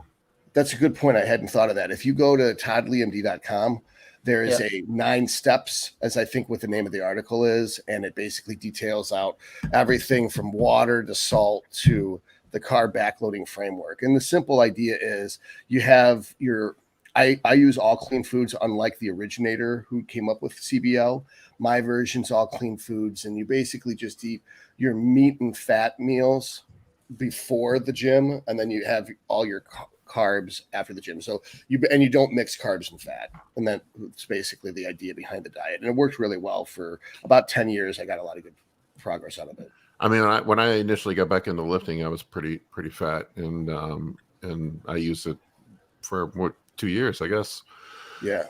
I got myself leaned back up. My body with the T4R training, yeah, with the T4R training, yep. Mm-hmm. So, like, which I remember originally you wouldn't give to me because you told me it was too advanced for me. He kept it. You must prove yourself worthy. I'm like, Todd, can you send me the T4R training? And you're like, no, you're not ready. I'm like, fuck you, dude. Or one thing on top of the mountain, like, no, you have not progressed far enough in your quest for knowledge. One thing I feel a lot of guys trying to lose weight, they fall into the trap of thinking that they need to burn more calories while they're lifting weights, and then they fall into like the higher volume, higher reps, thinking that they're going to be burning more fat while they're doing all of that, instead of putting more emphasis on the fat loss is going to be mostly from your diet, you know? So of course, I definitely think that focusing on strength at your age would be a good way to go for that. So another question. I heard Tanner say, like, for your first cycle, you should do like 4 milligram per kilogram testosterone, for example. I know it's of course better to be as lean as possible to don't get that high estrogen on your first cycle. But for example, say I'm just going to say fuck it, I'm just going to start my first cycle even though I'm fat. Will that still apply to me or not? Yeah, so the reason I got the milligram per kilogram approach from Broderick, I mean, Broderick says some questionable things, but I do like him. Just his personality, he's a funny guy. And so like the range typically is around like 3 to 5 kilograms. If you're a heavier person, you're probably going to be on the lower end of that milligram per kilogram scale, just because, you know, you don't want to be pushing the testosterone too high. You already know that fat is a substrate for aromatase, and you're going to have added risk of estrogenic issues. And it is something that I do preach, where it's like, if you are going to do your first cycle, you're going to get the absolute most out of it if you are lean to begin with, and you can really just push and lean into growing into it. I mean, what would you guys say if he's in a fuck it mentality and he doesn't? I mean, at 18, I'm not a fan of the idea of him using steroids, because I mean, I know you're probably not thinking about this, Thomas, but you don't want to roll the dice and get a snake eyes when it comes to getting girls pregnant, right? So I always tell guys, because guys ask me at the gym every day, you know, like, when should I start? And I'm like, when you're done having kids, whether someone's 15, 20, 25, 30, I say, don't even fuck with this stuff until you're done having kids, because you've got your whole life ahead of you. You know, being a dad is supposed to be the best thing that could ever happen to you. You don't want to jeopardize that over just having bigger muscles. And I mean, most people aren't going to listen to you, but I say it anyway. I just felt like I had to say that. I get that, but is so you're saying don't start at 18 just because of fertility, or? Well, I mean, you may not be done with puberty yet either, but so it might change your final outcome. But I think that fertility is the big side effect of anabolic steroids. I'm not convinced there are any actual side effects of anabolic steroids except for potential gyno from estrogen and infertility. So, for example, there's a clinic in Holland. I'm from Belgium. Holland is, of course, very close to me. There's a clinic where I can just freeze my sperm in. So that wouldn't be a problem. So, no, and that literally, I have no moral.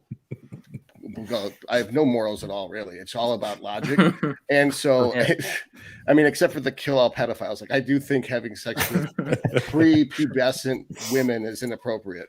But I think that, but my standards are very low for evil, you know. But it's like, when it comes to something as logical as you might want to have kids, if you can freeze your sperm and like do some Dr. Evil shit, then because you know you said you're Belgium and Dr. Evil was Belgium, so it's like you can freeze your sperm and make super soldiers one day. That's fucking awesome. Like do that. Okay, perfect. Because if you're ready brewing, you plan on using. I mean, I'm not going to convince you otherwise. Yeah, already paid the €65 to get the home brewing access. So I appreciate that, Thomas. Learned a lot. Victor would be pissed about this. This is like Victor's point. I don't give a fuck. You're setting an example people are going to follow. If you say you use 5,000 milligrams of this and 18 units of that, there's a teenager out there who's going to do it, and you're like, well, I don't really think anyone's got that bad of a judgment. He's only got a couple more years.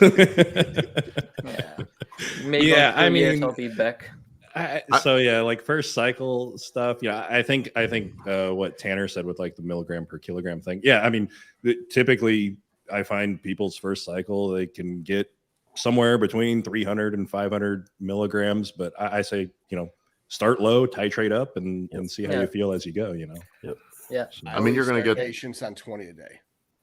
20 milligrams a day, they get fucking awesome results. 20 milligrams a day and 2 IU at GH, no matter what their body weight is, they get phenomenal results. And when they stop getting results, you go up to 30 milligrams a day. That's exactly where you and I started when I started working with you, like 6 years ago. Oh, really? Yeah, that's exactly what I did. I was just TRT and a little, and then we switched to the Nandrolone only later on.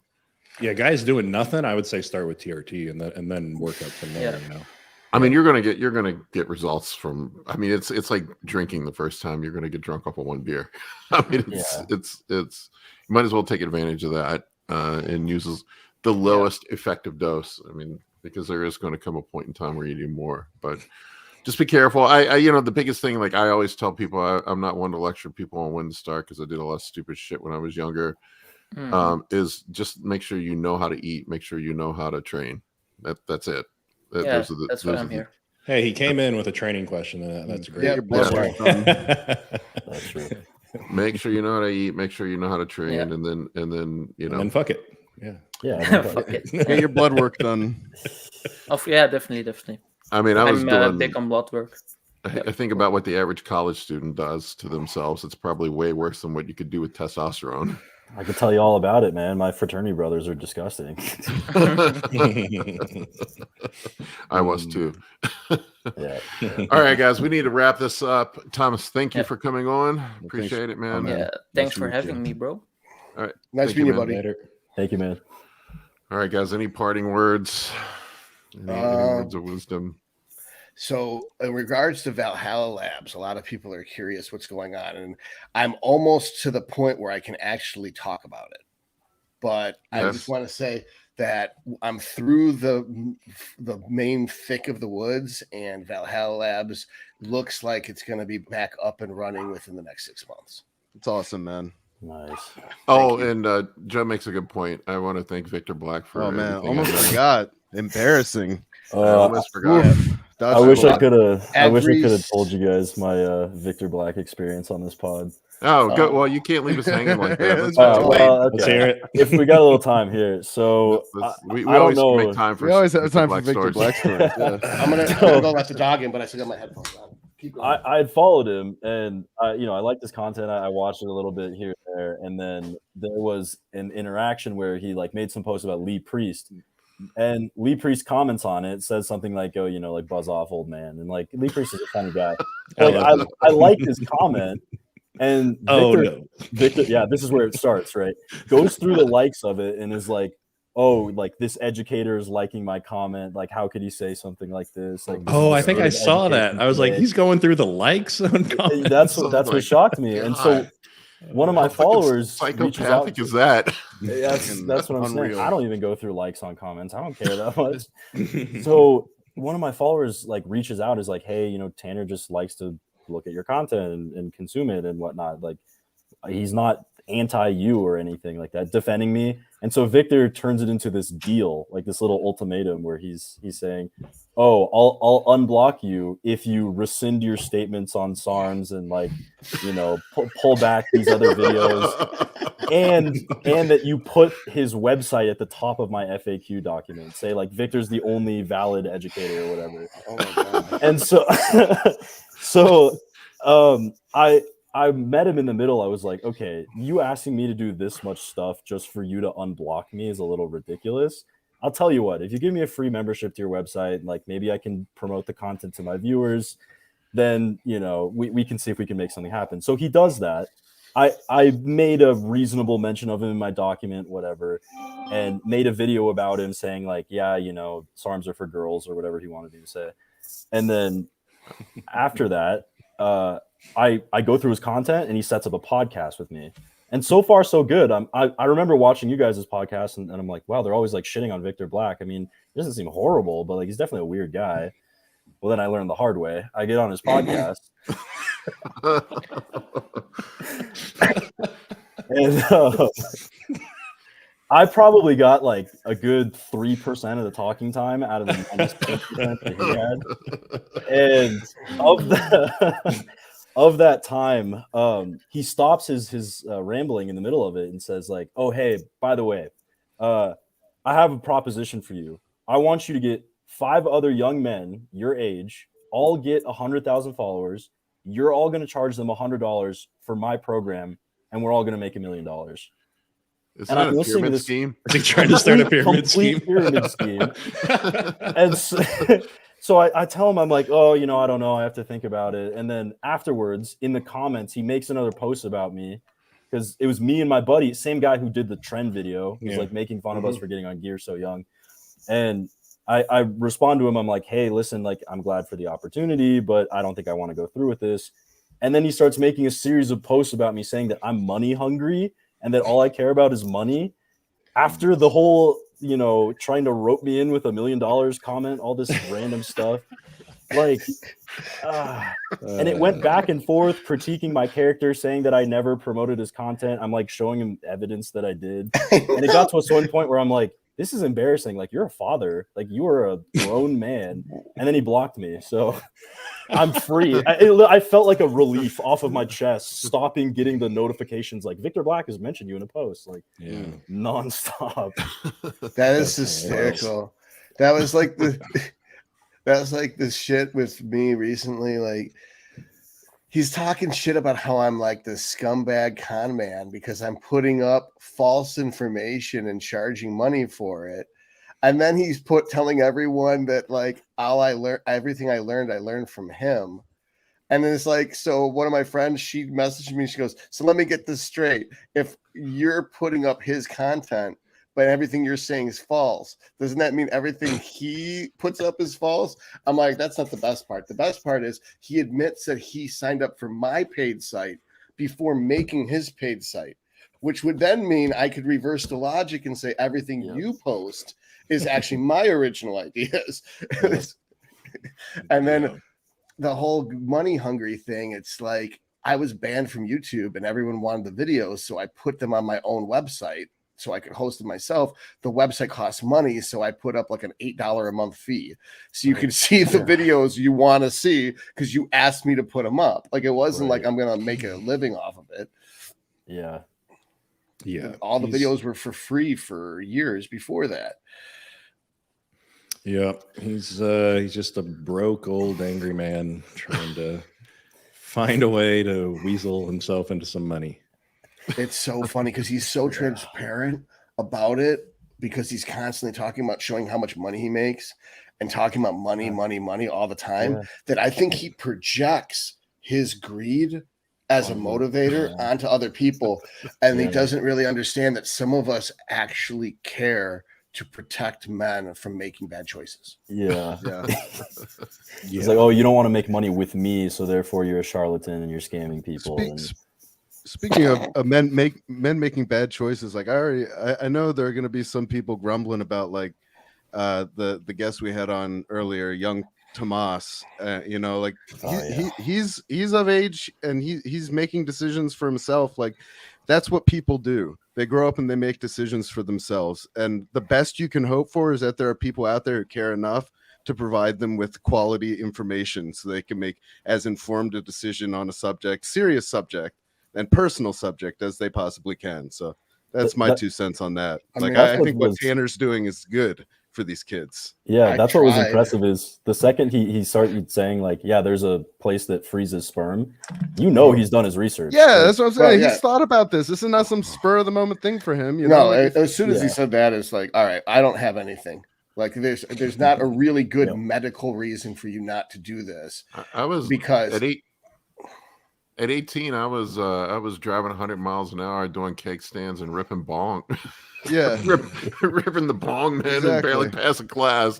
That's what I was doing. 100%. Let's you got to walk a mile in someone's shoes, before you can question the validity of their choices. Like, we don't know what it's like to be Tomas, but he had in his little tagline that he's a fat kid trying to get big, and like, man, I know what that's like. So if he's looking for things that can help him, meet his goals and feel better about himself and be, the person that he feels he should be in life, then I say, Godspeed, young man. That's what I say. That's what case in point, he's more well-spoken, eloquent, and clear-headed than Victor, who's 55. So if Victor can make decisions, why can't Tomas? Amen. I told myself I wasn't going to mention his name today, but it just Why? This is the only publicity he gets. You introduced me to the Victor. I guess he wanted attention. Now he's got it. Yeah, man. You can't dye your hair blue, put rivets in your face, put fuck authority on your shirt, and then get mad when the police actually ask you to stop and search you. Like, if you're so ugly you need negative attention because it's the only attention you're gonna get, then when you get negative attention, you can't bitch that you got negative attention. You went out of your way to get negative attention. I've often wondered if he's like the wrestler that's playing the heel. Wants to be the hated guy. I don't know. No, I don't think. No, I don't think he's that. It's not that calculated as to have a character. It's a hastily constructed defense. It's a hastily prepared armor that he dons to try to deflect from the truth of what a not great human being he is. I don't know how else to say it, man. I think he tried to go. I think he tried to go the Greg Doucette route. The problem is Greg Doucette never said he was the best educator or whatever. He like corrected stuff on other people, but he never said that he was the best at anything or anything like that. No. And that's what really pisses people off the most. Is there are people who might not like Greg Doucette, might not be a fan, but he's not vilified. There's a difference. Yeah. It was an ill-contrived marketing plan, whatever it was. That Victor Black is the bodybuilding equivalent of Tetsuo from the movie Akira. I can hear like the reference going over multiple people's heads right now. But check it out. It was anime of the year 1982. I'm old, and it's like you rent Akira. It's the best anime of all time. It's the best anime movie of all time. Of all time. And there's Kaneda, which is probably like me. And then there's Tetsuo, which is like Victor Black. And you watch that movie and you will totally understand his psyche. Especially the Tanner, I'm blaming all this on you, man. Oh, me? No, I wanted to hear it. I wanted. Yeah, we were going to have a good, clean show. No, I'm just... yeah. We haven't. I don't think I swore once or said any type of politically incorrect comment. You did say the P Island, but that was pretty mild for Todd. And I made a reference to rainbows, but I figured that was obscure enough. And you gender profiled Thomas, and that you thought he could make sperm. Oh, yes. I assumed he identified as a male because he was watching your home brewing show. How dare you? Yeah. That's a bridge too far, Todd. Sperm, just like there's better birthing people, there's sperm secreting people. It's two genders. There's birthing people and I'm so hungry. Thanks, bro. All right, guys, let's wrap this up. Let me go eat corn pops. It's a high carb day. Colin, I will see you at the gym at 7. All right, sounds good, man. All right, folks. Thank you for watching, Tanner. Thank you for coming on. You probably got us in all kinds of trouble. There's gonna be about 30 rage posts on Instagram tomorrow morning. Who cares? Only 10 people will see it. Yeah, that's right. three likes and 2 comments. And every time he does that, I get more customers. So go ahead, make fun of me. I know. Yeah, I'm collecting. It's just good for my business. Pick on me all you want. One last parting thing before when I was at Masters Nationals, I had like 5 people come up and thank me for no joke. It's awesome, man. Yeah. Yep. So thank you guys. Thank you guys for All you and Chase. Thank you for doing this. It's a very popular move. All right, folks. Take care. Thank you for watching.